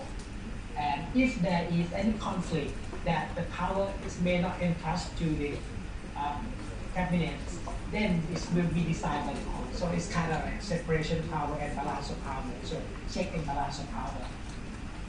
The courts will be independent organization and having duty to check the rules of law in Thailand. Legislative body who consists of House of Representatives and House Senator. I will tell you later what is that. So we have two houses in the parliament. We have one parliament, but we have two houses. House of Representatives and House of Senator. Then the administrative bodies, the cabinet are elected by the national election. The national election normally will have a representative in the House of Representatives. Okay. And the House of Senator, the senators in the House are from the selection. Just 2 years ago, the senators they were selected by the military junta government anyway. So this kind of, but the power to enact the law is mostly entrusted to the House of Representatives. The House of Senator will have the duty to refine the law or to have an opinion, but not have the power to enact or to stop the law in the parliament.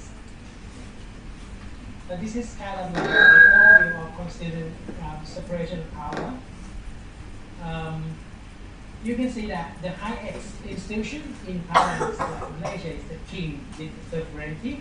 So according to the law, no one can sue king, or no one can do anything out of control to the king. So the king is kind of like the highest institution in Thailand, and he, according to the constitution, is under the constitution, but in the reality is above the law, because he is the head of the state in Thailand as well. So he has the sovereignty of Thailand, and the king will use the power according to the people power. Then the power will be separate to legislative power, executive body, and judicial institution. However, I haven't mentioned that we have so many independent institutions. For example, the Anti-Corruption Commission, the Committee on the Anti-Money Laundering Commission. We call independent institutions, and especially the Commission of Election. So this is kind of like another separation power, but it's not only 3 main power now. It's another institution that can balance the power of the 3. It's not written in this slide, but I can tell you that another institution that's very important in Thailand is the military. Military can, sometimes they can move forward or backward the political system. So I cannot put this because it's not written in the constitution, but in reality, military pay more attention to respect to the king, and if there is any movement, so the military will move according to the national interest, according to their claim. But anyway, this is the system of separation of power and the overview of the law in Thailand. We move forward. So, in Thailand, we have the process of legislation. We normally passing the acts, the bill by the parliament, and we passing the subordinate law by the agency, by the government agencies. So, we start one day passing the acts. I'll go quick, but you can have a look at that. Then normally, the government or any agencies who propose the draft to the cabinet or to the parliament, then they prove from the cabinet first, they prove reading by the office of state. The office of state, if you come to Thailand, is the main institution who look and refine and reframe and revise the law before getting into the cabinet approval. Then, after the cabinet approval, they will go to House of Representatives, the parliament. Then, after the 3 times of consideration in the House of Representatives, they will send to the House of Senator. The House of Senator will, if they agree with the law, they will ask the cabinet to propose to the king to have the royal consent. Then the king, if there is a royal consent in the acts, then it becomes the law, and law has been passed. Then law can be enforced by the government authority, and law can be abided by the rules by the judge in the court. However, this is the main acts. So in Thailand, most of the cases, acts is the main important law in Thailand. Can you still continue? Yeah. Then, if according to the acts that I showed is the bill and acts, if the government agency have the power according to the acts or the laws that I mentioned, then the government agency will propose to draft, and then to propose to the cabinet. And then cabinet will approve and reading by the office of the state. If there is any change or any conflict of the law, then will go back to the government agency will send it back again. And if there is approval by the cabinet, they will send according to their ministry, and then will signed by the cabinet or the minister if the minister have the power, and then the subordinate law will pass. So this kind of like umbrella of the law, then subordinate law will give the power to the ministry. But before that, normally in the cases, the ministry will have to ask the approval from the cabinet. So this is the overview of the passing of the law in Thailand. As I mentioned, any enforcement or any acts of the government or acts of authorities must have the relying law. Without the relying law, the government the officer who use their power without any law, there will be abuse of power. It means that they will have the criminalization of punishment, or even the administrative sanction by the court. So this is the example of the parliament. This is the old parliament. If you come to Thailand this time, we will have the new parliament sit in the Bangkok, and it's a very big one, but it's still under construction and it's not completely finished. But this is the example of the House of Representatives in Thailand. They will come all together, and they have the chairman of the House of Representatives. Plus the other house, so there will be another room, is the House of Senators. If you go to UK, we call the House of Lords, but in Thailand we call the House of Senator. Senator in Thailand, this according to the Korean Constitution, are from the selection from the military junta government. But the House of Representatives are from election by the people of Thailand. So Am I go too quick, or is this okay for you? Okay, I'll go on, and then you can ask me later. Then I move forward to the Thai court system. The Thai court system is not mostly adhered to the king patronage. So we start from the very historical period, from Sukhothai, Ayutthaya, Ratanakosin, until the modern days of the Thai court system. So most of the case, the judge represents the king to decide the case. And how to decide is they have to rely on any relying law, the past act, or any the past law. So, if you go to the Thai court, if the judge sits on the throne to the panel, then the judge becomes the representative of the king to decide the case. What they decide is decide according to the written law. So, in Thailand, we call, according to the constitution, we have the dual court system. Why we call the dual court system is because we have the court of justice, which is the main court. Every civil case or criminal case has to go to the court of justice. For example, if I owe you the money and I'm not getting back your money, then you have to go to the court of justice. So most of the case, most of the criminal case and civil case have to go to the court of justice. However, we have from the beginning in 1936, after we have revolved from the absolute monarchy to the democratic system in Thailand, then we try to move a little bit and develop a little bit to the court system. We have another court which is called the special court. The court of justice, they have within there, they have the special court as well, but court of justice mainly looking at after the case of criminal case and civil case, commercial case. Then in 1997 we have the new constitution, and the new constitution asks to establish the new court we call administrative court.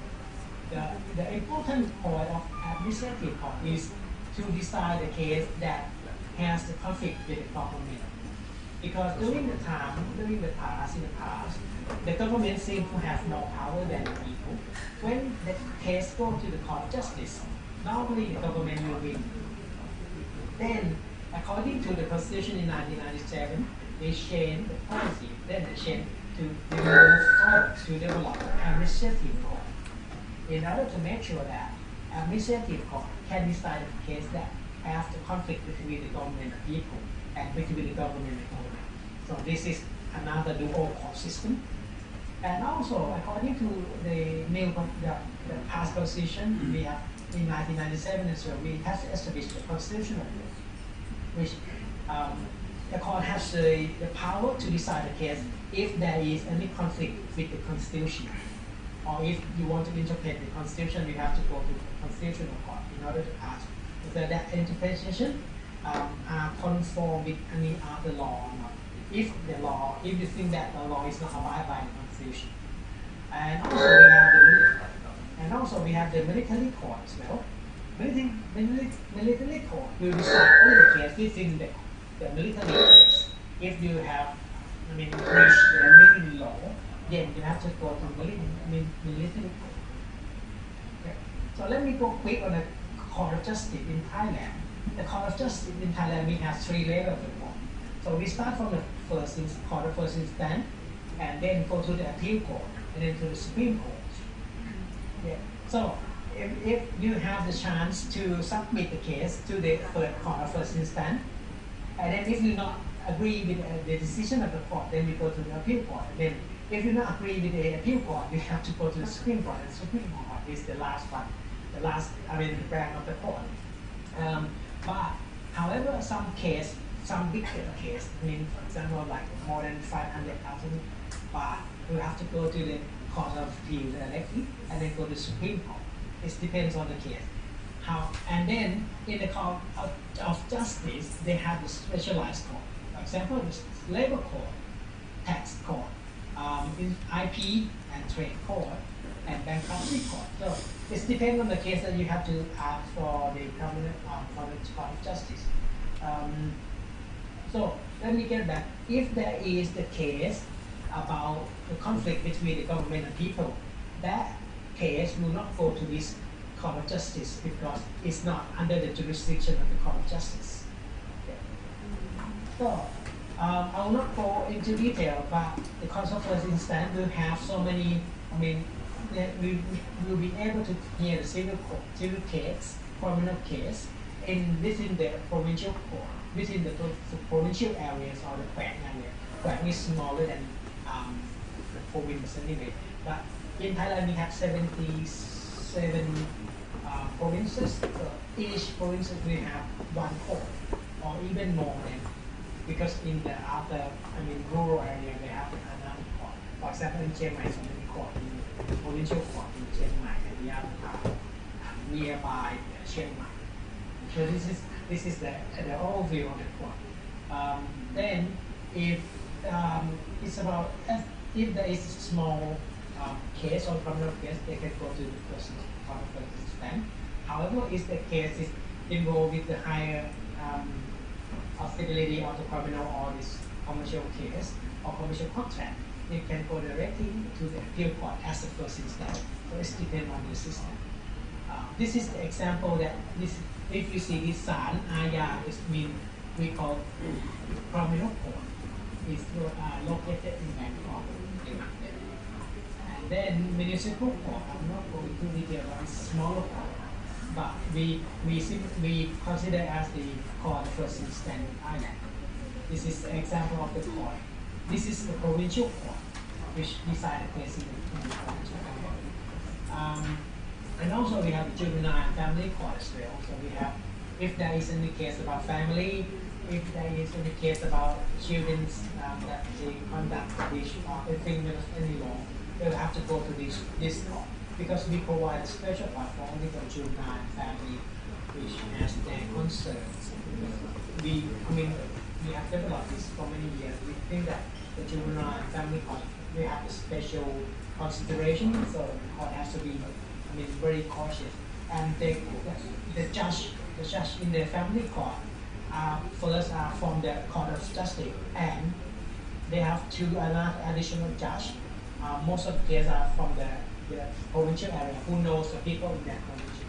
So this is kind of like balance between the main judge who have the legal background, and the other judge who have the ideas about the children, family in that area. For example, my father is one of the additional judges in the Nakhon Nayok province, which is a small province in Thailand as well. So this is another, for example, the court of family court. I hope that you can come to Chiang Mai and show you around the court. Anyway, we have another special part as well, but I'm not going into detail. We have the tax, they have IP. If there is any about IP or international trade, you have to go to this court. You cannot go to the provincial. I think I'm talking too quick. I will slow down a little bit. Sorry, could you shorten a bit your presentation so that we can have a more session for more time for Q&A? Yeah, thank you. Then the Supreme Court is the highest court, and the Supreme Court is located in Bangkok. So every case, if you do not agree with appeal court, you have to go to the Supreme Court. And look at the building. The Supreme Court look like my factory because we copy from Bangkok. So this is the trail case. In the court, where we have the judge in the court, represented by the king. You see the king picture. Yeah. Then they will have the governor is all the Thailand. This is the picture of the court in Thailand. Not only the Court of Justice, but we have the administrative court as well. So any case or dispute between the state official with the private individuals will have to go to this court. The reason is because we know that the government officer will have more power, more knowledge about the law. Then in this court, the court will have the power to inquire the case, to look at the case on. Even the court, the judge in the court can, to investigate the case by themselves. This is different from the Court of Justice, because the Court of Justice it's kind of like anniversary case. So the claimant have to claim before the judge can do anything, can make a judgment. But if there is an administrative court, the judge in this court can go into the case and look and investigate the case by himself as well. So in order to make sure that the balance of power of the people are equally, at least, can handle with the state power. I'm not going into detail, but the administrative court is also located in so many provinces in Thailand. And the highest court of administrative court is the Supreme Court as well. We call it Supreme Administrative Court. So, yeah, let me move a little bit for another interesting study about study of law in Thailand. You see, this picture is all of my students, but they have already graduated already. In Thailand, to study law in university, you have to wear a uniform. And they normally study for 4 years. So this is we call Kanatitisa, which is the faculty of law. This is the LLB. If you study law, so most of the cases are studied for 4 years, then you confer the LLB degree, which is Bachelor of Law, and then you can decide to study Master or PhD. And if you want to be a lawyer, you have to take the lawyer exam. And then, according to the regulation, you have to have at least 20 years, or you have to be 20 years in order to be a lawyer. And you have to pass the lawyer license in order to be a lawyer. In Thailand, we don't have the solicitor or barrister, but we have only lawyer, which means any lawyer can go to the court case and also to advise the case to the client as well. We don't separate between solicitor and barrister. However, we have the barrister community, we call it Bar Council of Thailand as well. It means that if you want to be a judge or the prosecutor, you have to pass the bar exam. We call the barrister exam. The barrister, most of the case take, more difficult than the lawyer license. So most of my students, for example, 300 students per year, they will pass only like 30 students per year. So this is very important if you want to pursue the case, to pursue the career as a judge or the public prosecutor. Most of the case, if you pass the barrister exam, then you have to have at least 25 years of judge. One of my friends who is 26 years old, he's can pass the judge exam. But before that, you have to pass the barrister exam first. And then you have 2 years of legal practitioner. And then you can pass the judge exam. And the same apply to the public prosecutor. So in Thailand, if to becoming a judge or the public prosecutor, you have to take the exam. It's not by experience, which I not agree with that, because some of my students may only have 26 years old to decide the case. So this is all in all my networks in the faculty of law now. We are talking whether we can move forward to make the judge have more experience before becoming a judge. But anyway, the system will still stick on the exam system. Lawyer license, judge license, judge exam, and prosecutor exam. Everything is being the exam. So this is our goal quick. So you have to study 4 years, and then you pass the lawyer exam. Then the same is applied to public prosecutor, but we have to have the barrister exam. The same in the judge, we have to have the barrister exam. So this is the overview of laws, passing the law in Thailand, check and balancing the law in Thailand, and some of overview of the legal career in Thailand. If you have any question, I will be happy to answer the question. Thank you very much. Thank you very much. Now I would like to invite Professor Muhammad. He's the member of the faculty of University of Indonesia, and he's now also the chairman of the ASEAN Legal Studies Center, the center which was basically established. And as I know, he has just recently appointed. So I'd like to extend my congratulations to Mr. Muhammad Rizal for his appointment. And can you hear us, Mr. Rizal? Yes. Okay, yeah, right. So it's our honor to have you in our seminar, and we would like to listen to your presentation about the Indonesian legal system. Thank you very much. Yes. Wait a moment, please. Can you share from there my PowerPoint, because I cannot find my file over here. And I click on share. So our technician. Oh yeah. I found it. Can you see already? Yes. No. Okay. Got it. Yeah. So because actually there is some technical issue, so we will have the translator to translate for you, and so you please speak a bit slow and pause for a while, so we can have a time for translation. Okay. Thank you very much, Professor Chan. I would like to translate to Vietnamese for translation.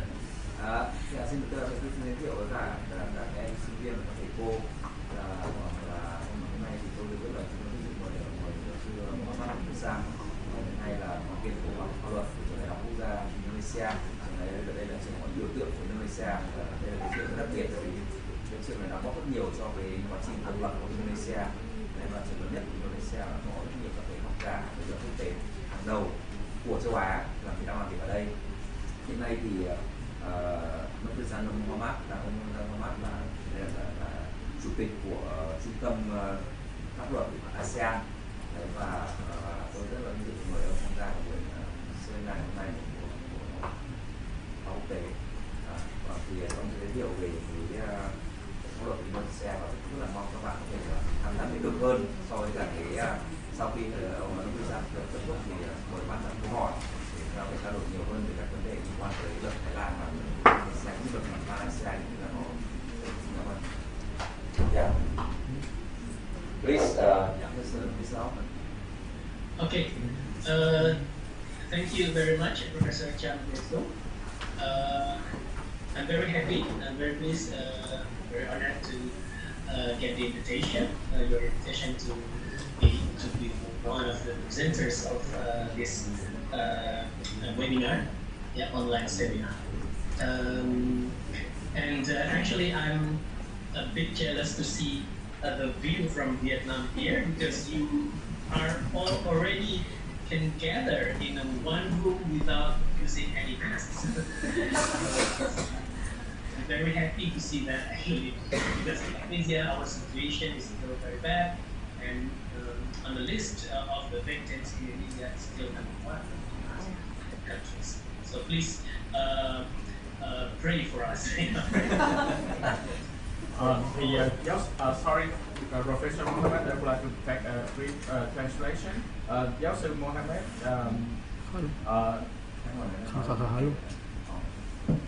giáo sư Mohammed xin cảm ơn ban tổ chức đã gửi lời mời và là một trong những diễn giả hôm nay. Thì ông rất là vui vì thấy ở Việt Nam mọi người có thể là tập trung với nhau, nhưng mà ở Indo thì tình hình rất là tệ, và Indo là nước có tỷ lệ nhiễm Covid cao nhất thế giới, và ông mong là chúng ta hãy cùng nguyện cho quốc gia của chúng ta. Please continue. Yeah, because this number is just I think because it's the biggest country in ASEAN with the biggest population. We have 200 and almost 270 million.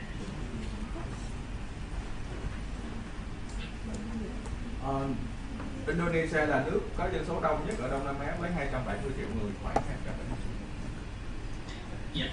Okay. Now I will start with my presentation. An introduction to Indonesian and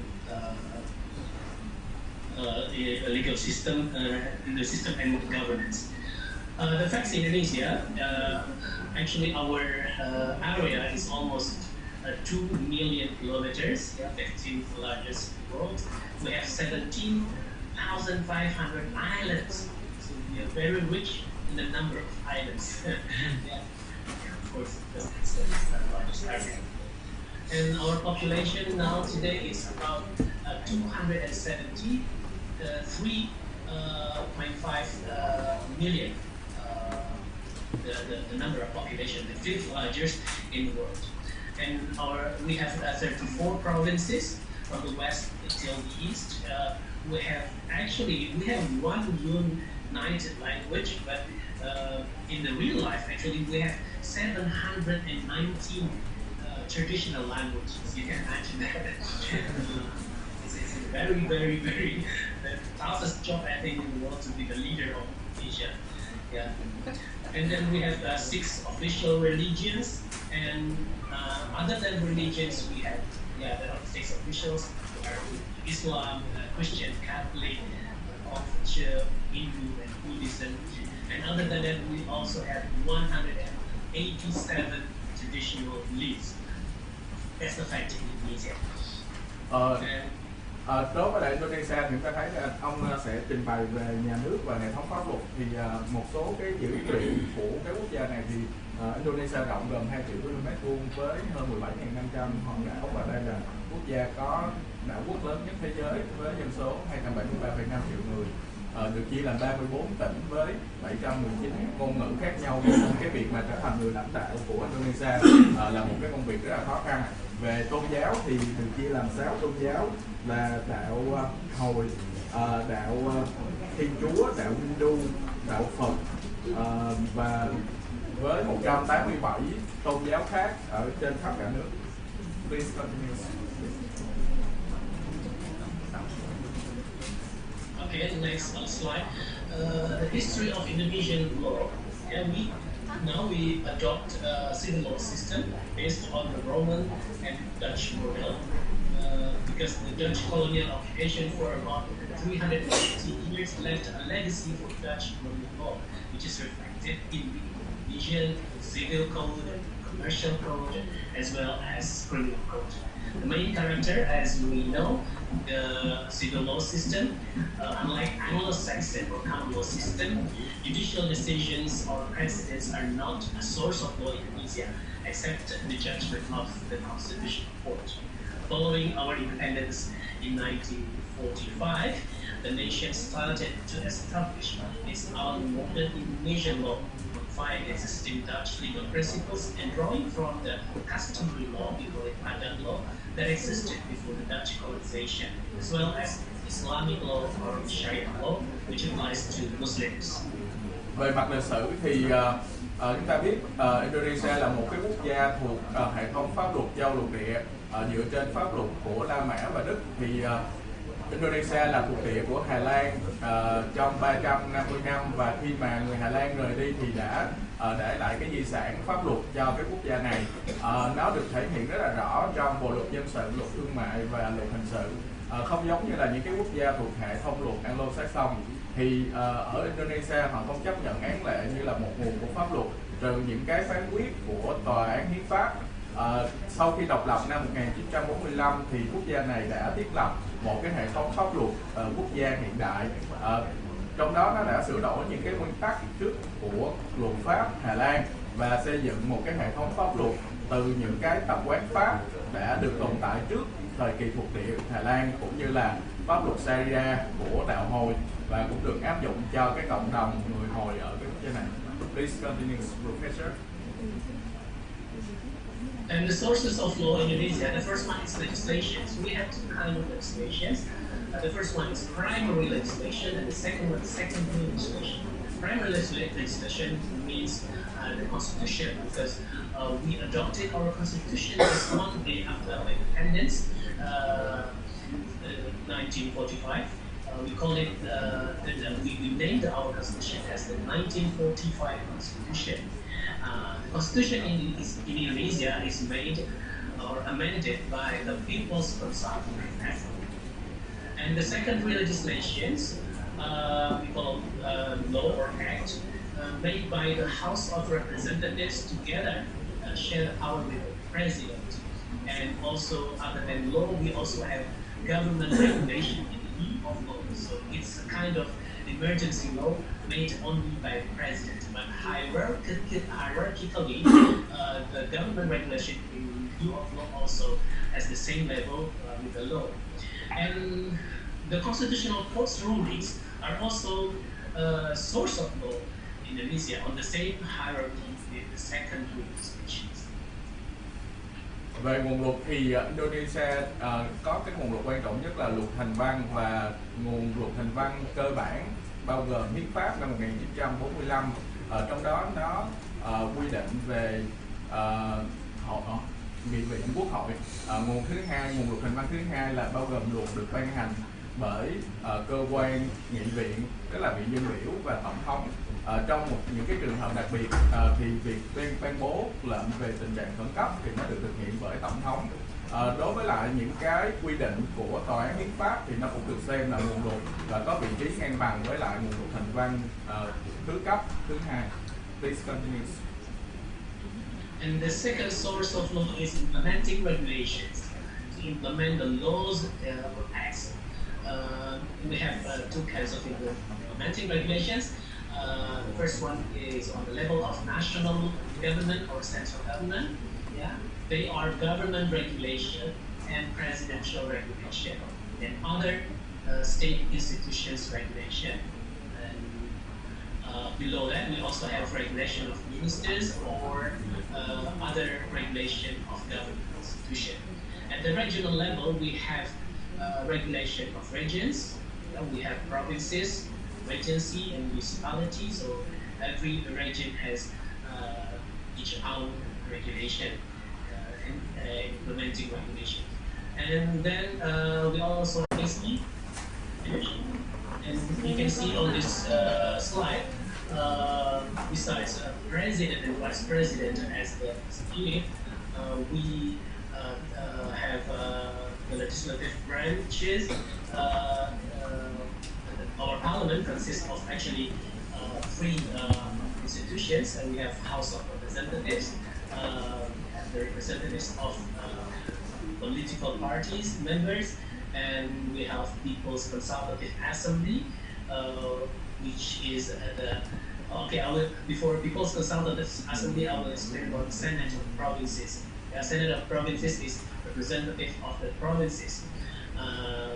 But the People's Consultative Assembly, the members of People's Consultative Assembly is together the members of House of Representatives and plus the members of Senate of Provinces. When they gather together, so they call it as People's Consultative Assembly. That's the legislative branch of Indonesia. And the judicial branch, we have the Supreme Court and Constitutional Court. So other than three branches, we also have one institution who was in financial supervisory. We call it Court of Auditors.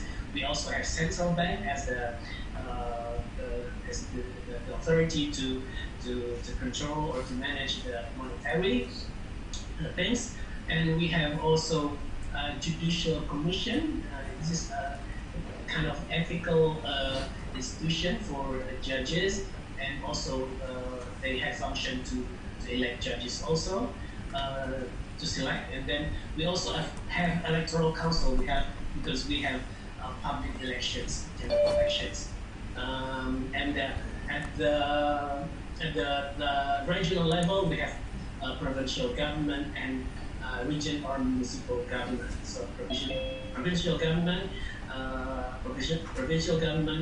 consists of the head of province, which is governor, together with provincial parliament, and the region or municipal government consists of regent or mayor, together with region or municipal parliament.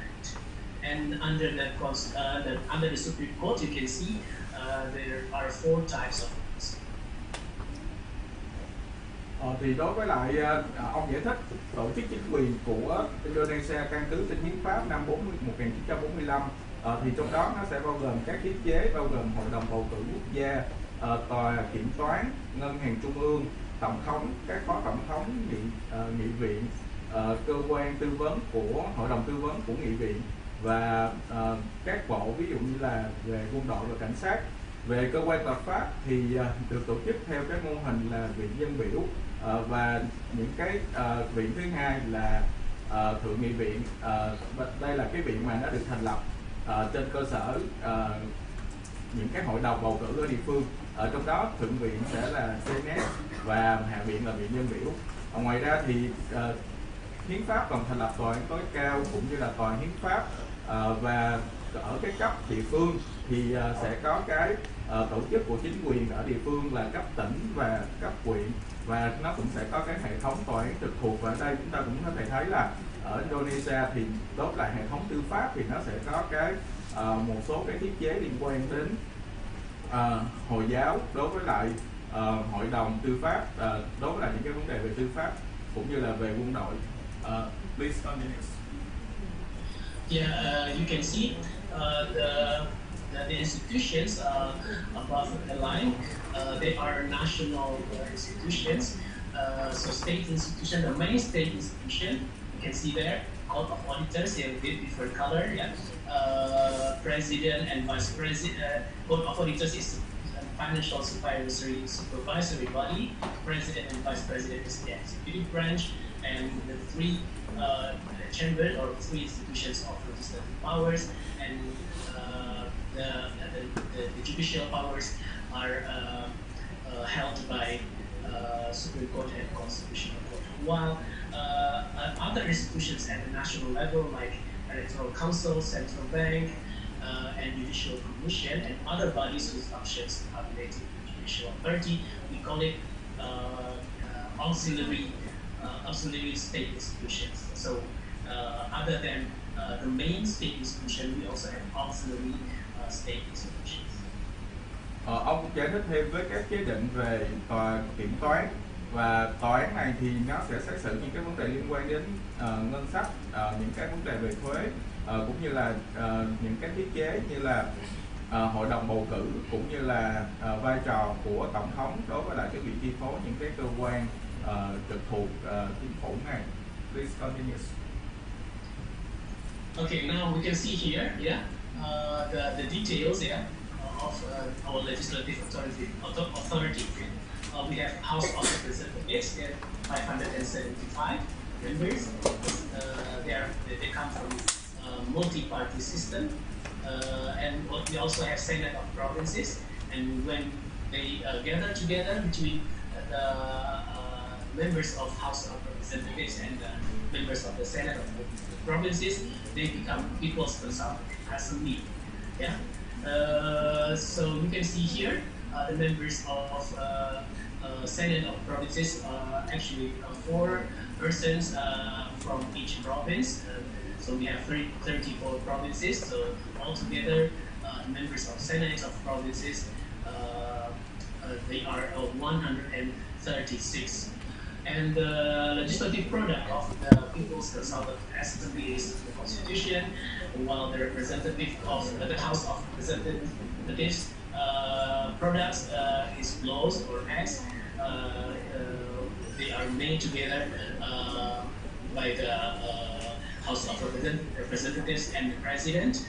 And for the Senate of Provinces, actually, this institution also has a function to legislate laws or acts, but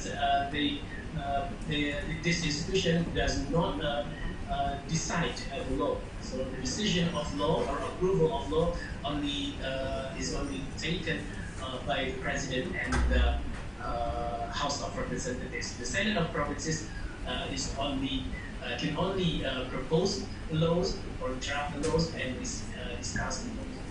And main function we can see here, the People's Consultative Assembly, the main functions are amending the Constitution, inaugurating the President and Vice President, removing the President or Vice President from office by impeachment process.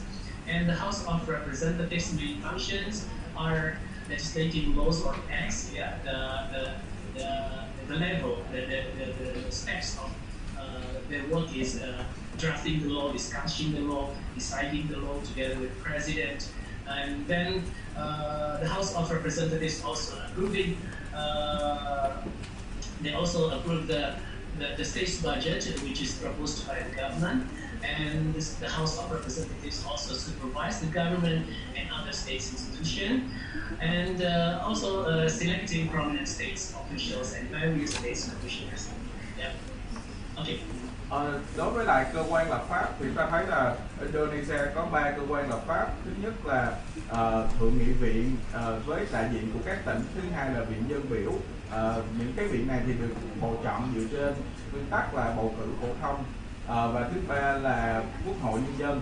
Đối với lại Thượng nghị viện thì mỗi tỉnh sẽ có 4 thành viên, và với 34 tỉnh thì viện này được tạo lập với 136 thành viên. Chức năng của cái cơ quan này đó là soạn thảo và bàn luận đối với lại những cái dự luật, nhưng mà cơ quan này thì nó không có cái quyền quyết định đối với lại cái việc thông qua những cái dự luật này, mà cái chức năng này nó sẽ thuộc về viện dân biểu. Viện dân biểu sẽ được bầu cử dựa trên cái hệ thống đa đảng, và Indonesia thì có 9 đảng chính trị. Và đối với lại Indonesia thì viện dân biểu có 575 thành viên. Chức năng của nó cũng bao gồm cái việc soạn thảo, thông qua và quyết định đối với lại các dự luật. Ngoài ra thì nó còn có thẩm quyền thông qua ngân sách quốc gia, được soạn thảo bởi chính phủ, giám sát chính phủ và những cái thiết chế nhà nước khác, cũng như là lựa chọn những cái chức danh nhà nước cũng như là những cái ủy ban khác của nhà nước. Đối với lại cơ quan Quốc hội quốc gia thì có tổng cộng 711 thành viên, trong đó sẽ là thành viên của 2 cái viện còn lại. Vậy thì đây là một cái cơ quan mà nó sẽ có các thẩm quyền lập pháp liên quan đến việc sửa đổi hiến pháp, chọn tổng thống hoặc là phó tổng thống, hoặc là cấp chức tổng thống, phó tổng thống.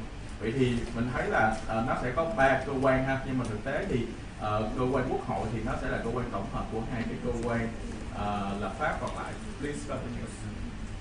Yeah, I forgot to tell you that the members of House of Representatives and the members of Senate of Provinces, they are all elected through general election.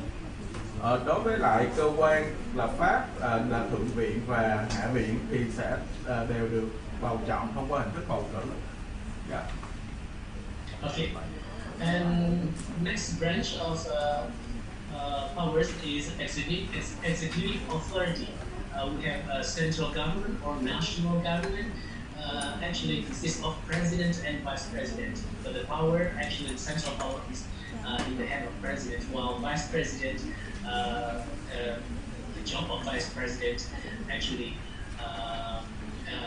described by the president after they got elected. But when they go for the election, actually they shall be in one couple, president and vice president. So, but the function is vice president is to help the president. That's according to the constitution. And president and vice president they are elected through general election every 5 years.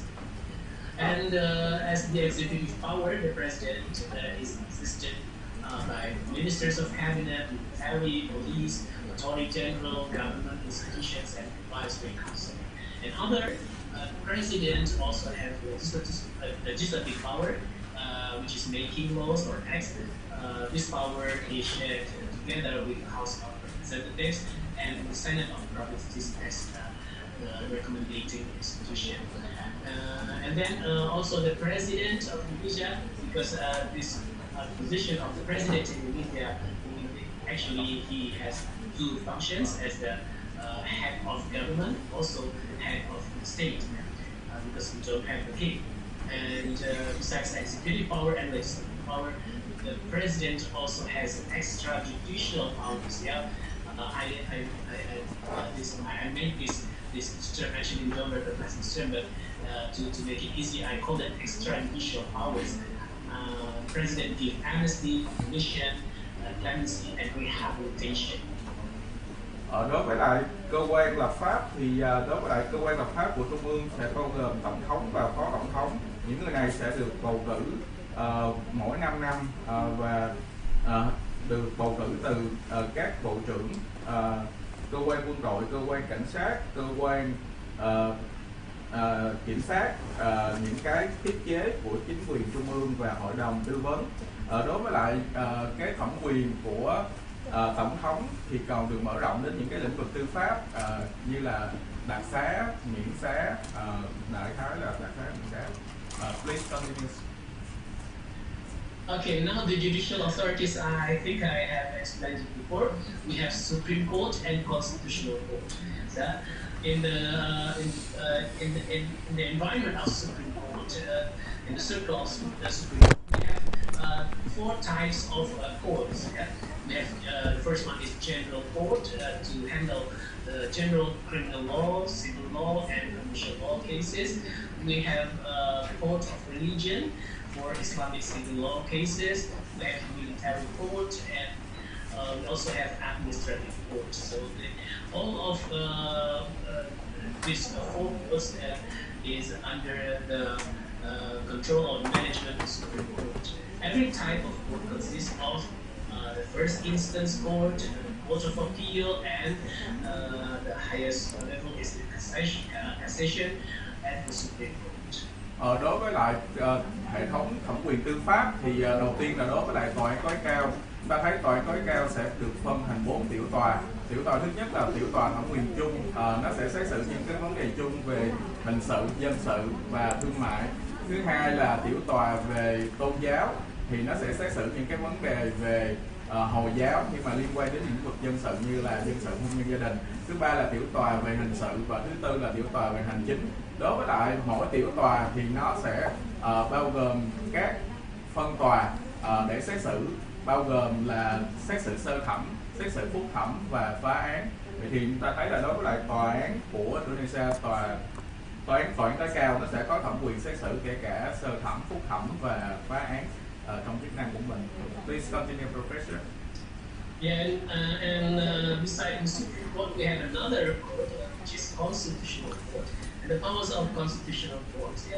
This Constitutional Court deals with the judicial review of laws or acts towards the Constitution, and also deals with dispute over the results of general elections, disputes over the authority of state institutions, and the dissolution of political parties.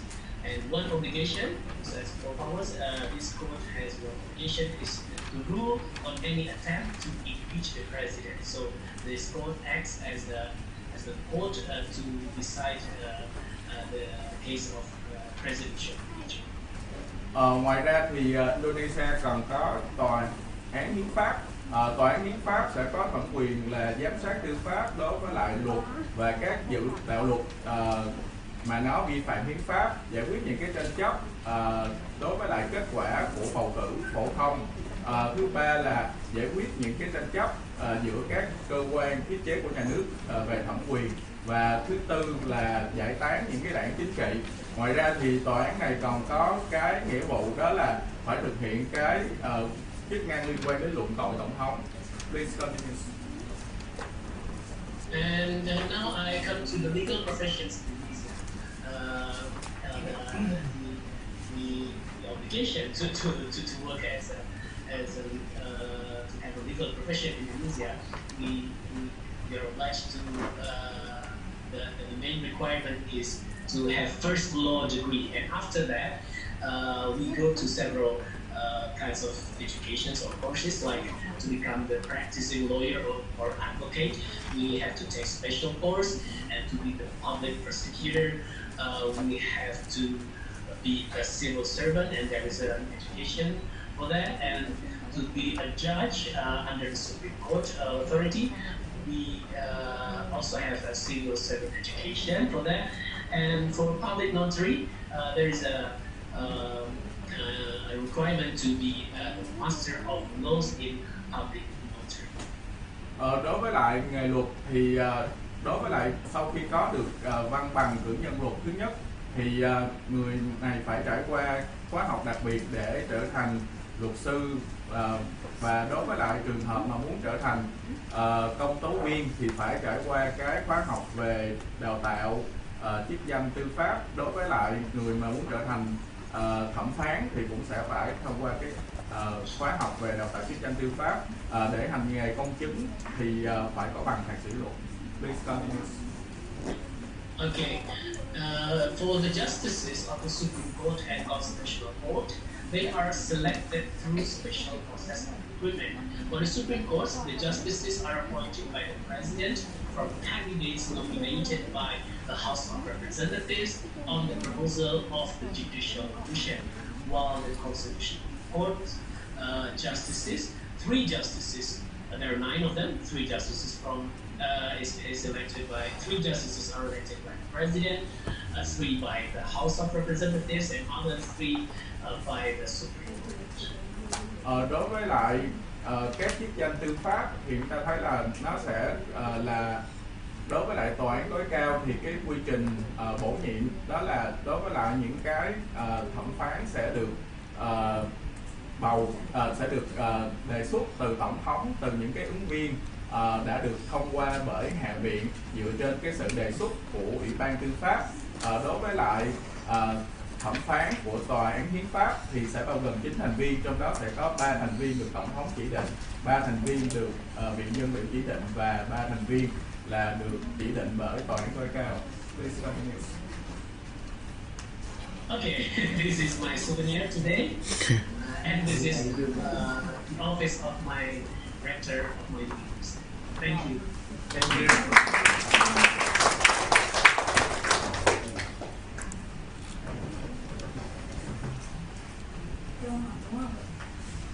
Mời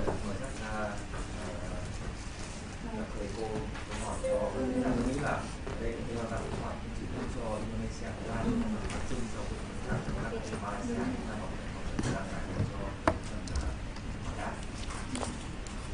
tôi xin có một câu hỏi cho giáo sư Ahamat và giáo sư Mohammed liên quan đến mối tương quan giữa đạo hồi với Hồi giáo và pháp luật thương mại, Hồi giáo và thương mại.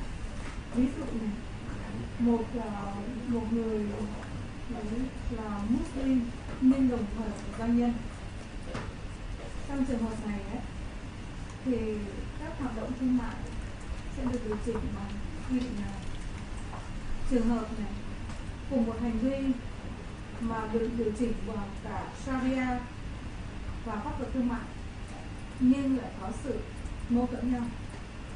Thứ tự ưu tiên áp dụng thuộc về Sharia hay là pháp luật thương mại?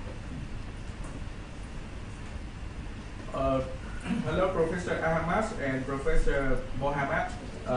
Dr. Ngọc has one question. It is regard to Muslim law, and her question is on the conflict between Muslim law and the commercial law. If a businessman is a Muslim prayer, and in his behavior, in case that it had the law, the commercial law is different with the Muslim law. So which law will used to apply for his conduct? I would like to make the question in short. For the businessmen in Muslim country, if his behavior, they have the conflict between the national law and the Muslim law, which law will used to apply for his actions? This is for Indonesian or? Yeah, for both countries, Malaysia and Indonesia. Malaysia. I think that maybe we just got the idea from Indonesia first, and then Malaysia. Indonesia first? Yes. Because we are bigger. Yeah, in Indonesia, Islamic law only applies for Muslim, only limited to family matters cases. Like inheritance or marriage law or divorce law. So this Islamic court only deals with this kind of cases. So other than that, we apply general national. Đối với lại pháp luật Indonesia thì luật Malaysia đối với lại Hồi giáo chỉ được áp dụng đối với lĩnh vực dân sự như là hôn nhân gia đình, ly hôn hoặc là thừa kế, không áp dụng cho những lĩnh vực khác. Những lĩnh vực khác thì sẽ áp dụng luật của quốc gia. Vậy thì trong trường hợp này nó sẽ không có xung đột giữa luật thương mại của quốc gia với lại hành vi của người lao động. Thank you. Yeah, I don't know that you have any question to me. Okay, for Malaysia, like what I have told you in my presentation this morning, that we have something in common with Indonesia. The Islamic law only applies to Muslims. Islamic law does not apply to non-Muslims, number one. The scope of application in Malaysia is quite, I think, I can't say wider, but yes, it applies to personal law matters like marriage, divorce, inheritance of Muslims.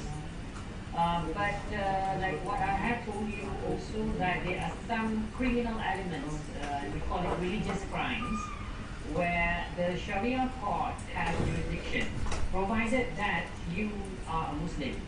And the Sharia court use the same system as in the civil court, that is the domicile system.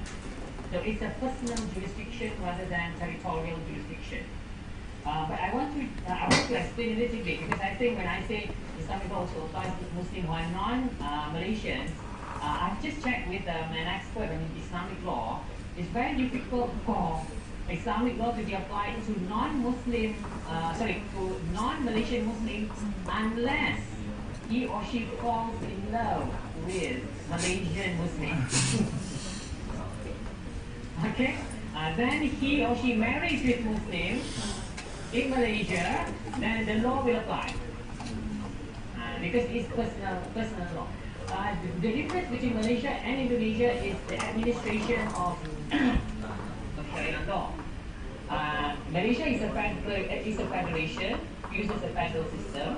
Islamic law is under the state government. And then one more addition is, in Malaysia, we have the fact that the state government is under the Sultan, under the rulers, the Malay rulers. And the Malay rulers are also head of religion.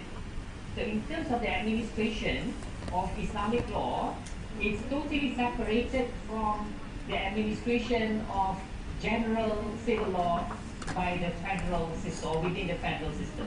Because there's a provision in the Constitution of Malaysia that ensures separability between the civil law, that is the general law, and Islamic law. The federal court, the courts within the federal system cannot interfere with the administration of Sharia law, which is under the state. So it's quite complex. Okay. Giáo sư Al-Hamad giải thích về việc áp dụng đối với lại luật Muslim ở Malaysia, thì đối với lại trường hợp của Malaysia thì nó cũng tương tự với lại Indonesia, và ông cũng giải thích đối với lại những cái sự khác biệt liên quan đến chế độ Hồi giáo của Malaysia, ở chỗ là đối với lại những cái Malaysia thì nó sẽ có cái sự tách biệt giữa cái người đứng đầu tôn giáo và cũng là cái người giữ vai trò là lãnh đạo leaders của cái địa phương và cái tỉnh đó, cho nên là nó sẽ có những cái sự ràng buộc rất là cao đối với lại cộng đồng theo đạo Hồi. Và ông cũng đính chính lại cái thông tin mà ông cung cấp là trường hợp mà luật Hồi giáo áp dụng với người không phải là công dân Malaysia nhưng mà theo đạo Hồi thì chỉ áp dụng đối với những cái trường hợp mà họ có cái quan hệ hôn nhân gia đình với cái người công dân Malaysia theo đạo Hồi mà thôi, chứ còn không áp dụng cho những cái người Hồi giáo còn lại mà không phải là công dân Malaysia. Thank you.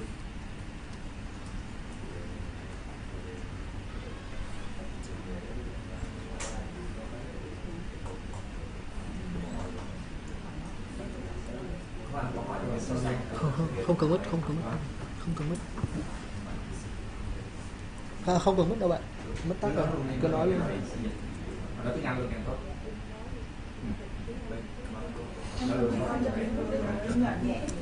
Mít tắt rồi, cho nên nói không, thu âm phòng luôn. So I have a question for Mr. Chai.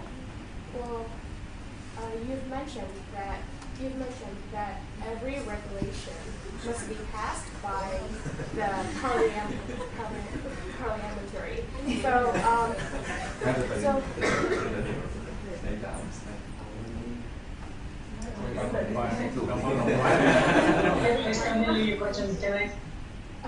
Okay, so can I start a question again? Yes, please. That would be good. So you've mentioned that every regulation in Thailand must be passed by the parliament. So even the communal regulation.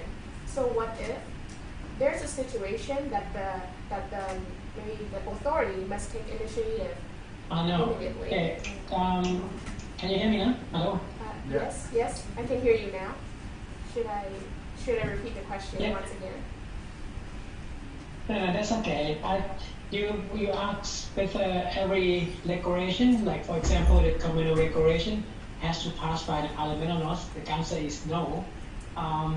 According to the system is that the acts or the bills has to be passed by the law, by the parliament. But the regulation that normally passed by the minister or the authority who have the power according to the acts. Hello? So you mean that the parliament will not pass every regulation?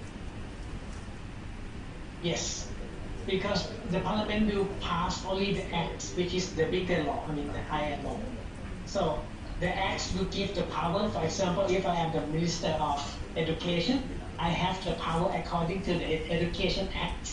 I will then pass the regulation according to my power, according to the acts. And if about the communal regulation, any communal or any the small area of the government, they have small power, and that power only governed within the areas. So that regulation in the communal regulation will don't have to pass in the parliament, only within the communal power. But the communal regulation has to be according to the main acts or to the power that confer to the communal government. So this is the system of Thailand. I hope that you can understand. Yes, it's quite complicated, but I understand now. Thank you. Yeah, everything. To mention further is every enforcement or every regulation has to abide by the acts or the constitution. So constitution is the main framework and umbrella of the law. Then the smaller is the acts or the bills passed by the parliament, and the bill and the acts that passed by the parliament confer the power to the authority. Authority then issue a law according to the acts. It's kind of like making the detail of the law, because the acts cannot make a detail. So we give the power to the officials to issue any regulation that have conferred the power by the acts. The same apply to the communal governance as well. Okay, I understand now. Thank you for your answer. Thank you. Về nguyên tắc chúng ta thấy là Thái Lan sẽ giống với Việt Nam ở chỗ là luật thì không có giá trị áp dụng trực tiếp, mà nó sẽ được hệ thống văn bản hướng dẫn của các chính phủ và các bộ ngành, điều đó nó sẽ được chi tiết hóa để áp dụng, cho nên nó sẽ không áp dụng luật trực tiếp giống như là ở Việt Nam.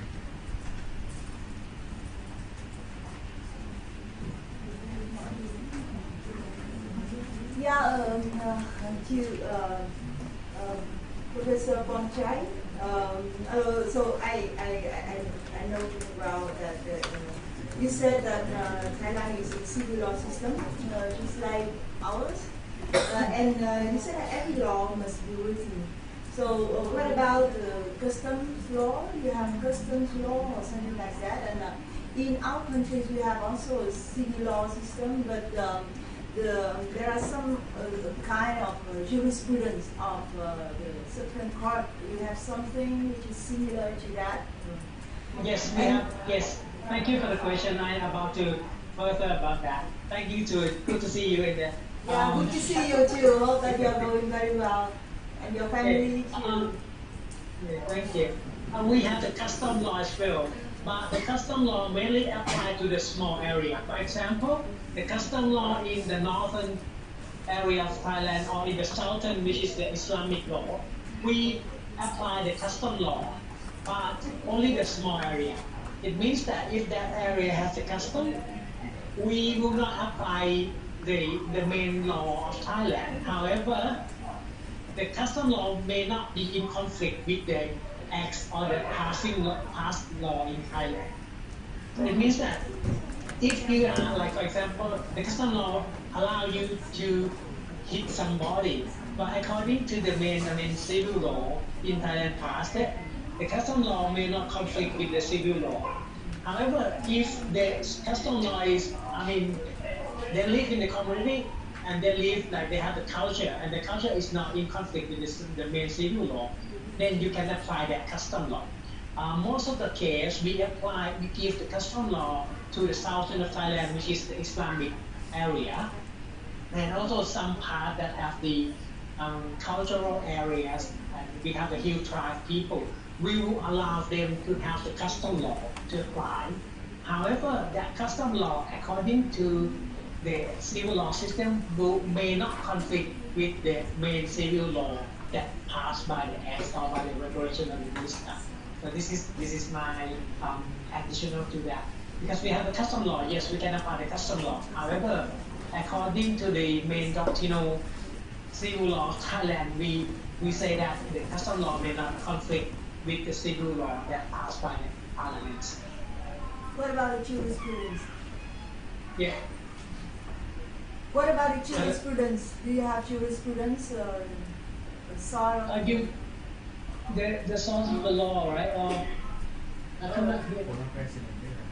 President. We have when the court decide a case, we normally adhere to the high court system. So if any high courts apply any jurisprudence, then we have to follow the high court jurisprudence. Okay. Yeah. So if cô Dương có câu hỏi về cái việc áp dụng tập quán và tiền lệ pháp theo pháp luật của Thái Lan, thì thầy trả lời là về cơ bản đối với lại tập quán thì nó sẽ được áp dụng vào những cái khu vực địa phương rất là hạn chế và nó sẽ rất là khác nhau ở mọi địa phương.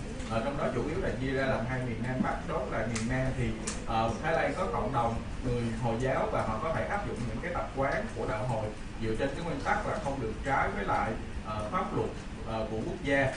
Đối với lại hệ thống tiền lệ pháp thì Thái Lan cũng có cái việc tham khảo đối với lại những cái bản án được chọn là tiền lệ pháp của tòa án tối cao. Yeah. Thank you, Bonchai. Thank you. Thank you for your question. It's very interesting. A question for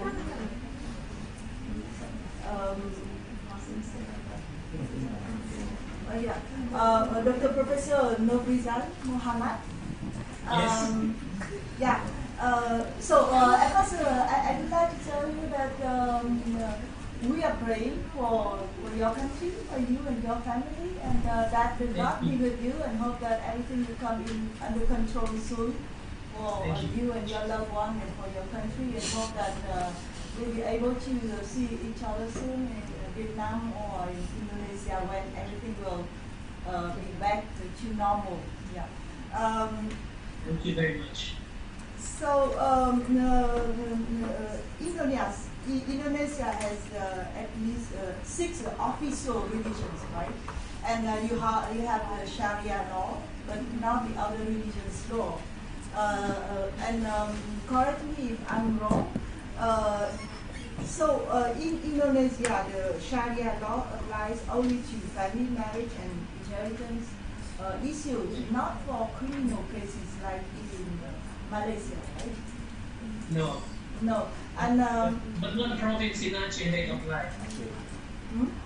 A special province, Aceh province.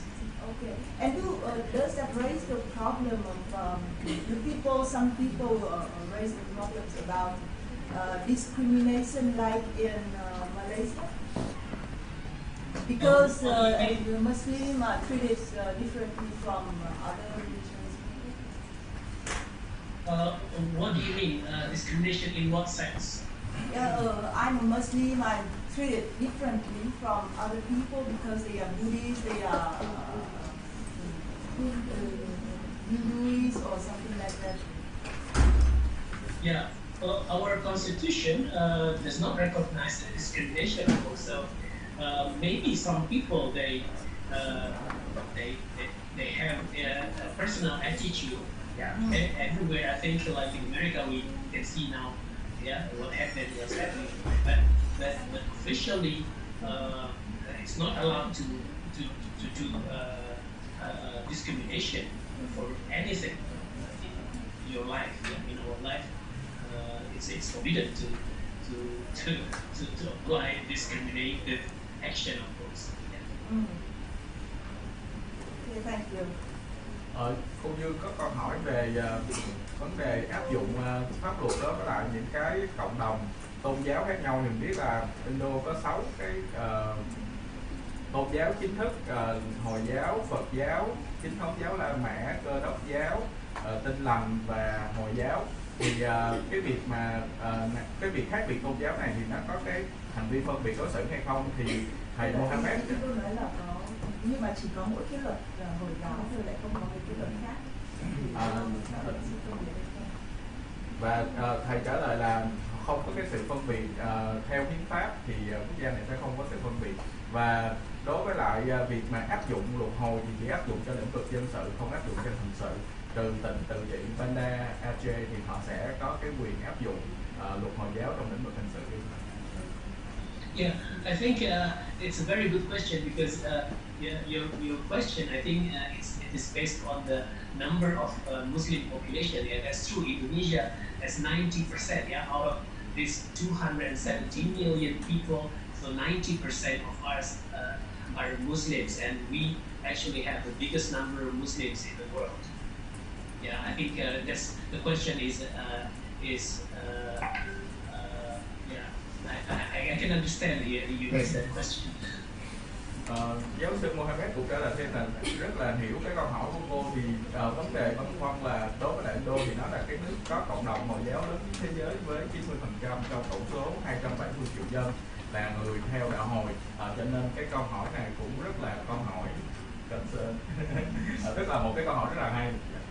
Nghiên hỏi lúc thì giáo sư đang là thành viên của trung tâm Asean đúng không? Và cái vấn đề tôn giáo có ảnh hưởng nhiều đến việc thành lập cái cộng đồng kinh tế Asean. Professor Mohammed, Dr. Ngọc has one question. That is, as chairman of the Asian Study Centers in your university, whether the relations could affect the role of Asian in the future and in the regions. I cannot catch the question, sorry. That is for the religion. Will it affect the Asian community flow in the future?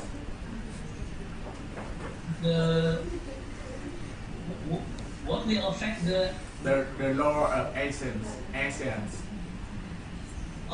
Asian communities, it can be affected by Muslim law or Buddhist law or something.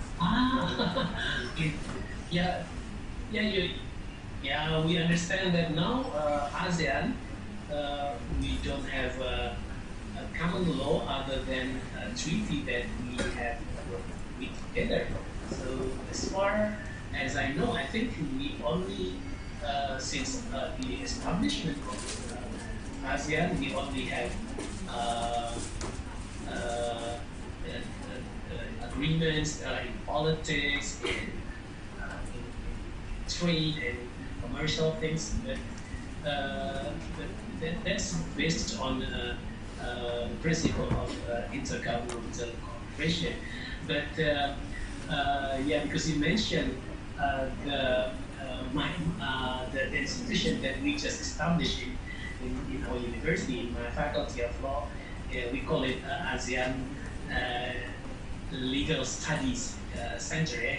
So our objective is actually to understand other system, other legal system from other ASEAN member states, and in the future, maybe we can build something in order to work together, to collaborate, to closely together in building the welfare of the people, the better of ASEAN. I think why not we collaborate together in the future to understand each other, because ASEAN is still not like European Union, because I'm doing my research in Holland, in the Netherlands, on the European Union law system. So they already act like a real state, yeah, even though they are actually still an international organization. But ASEAN,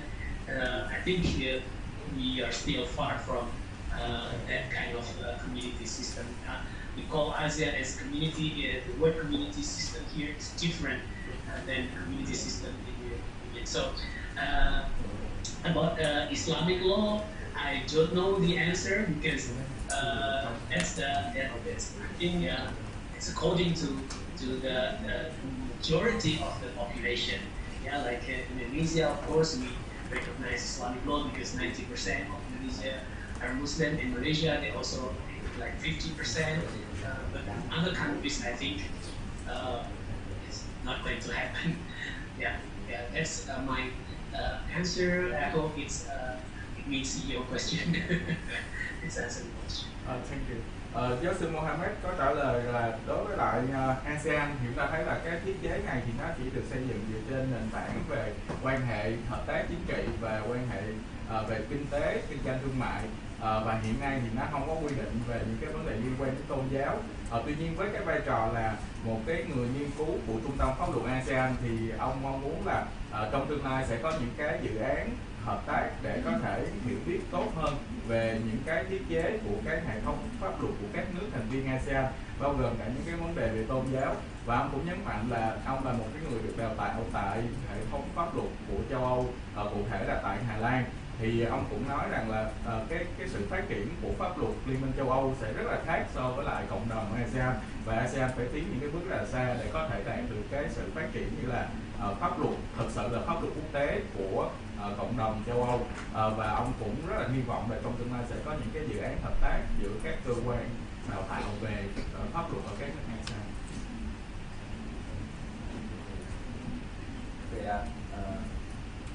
Thank you very much, everyone, for the conference. I think that we have many things to discuss and many things to discover, but time is limited. So we shall close our seminar in here. But I think today is just the start, the start of the very comprehensive project for collaboration between the universities of ASEAN countries. And we hope that in the future we will have more and more such kind of similar seminar with our colleagues from ASEAN. And today we have learned a lot about Myanmar, about Singapore, Indonesia, Malaysia, and Thailand. And we would like to express our thanks for the presenters and the time they spent with us today. And we hope that in the near future we will have the next agenda for the conference between the ASEAN scholars. And on this note, I also would like to thank everyone for attending this conference. I hope that you will have accumulated knowledge and some also more understanding about the ASEAN legal systems. Thank you very much for everyone.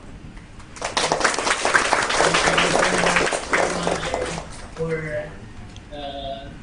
Vietnam to organize this webinar. I hope we can continue more often. We can do a seminar like this more in the future. Thank you very much indeed. Thank you for joining. Thank you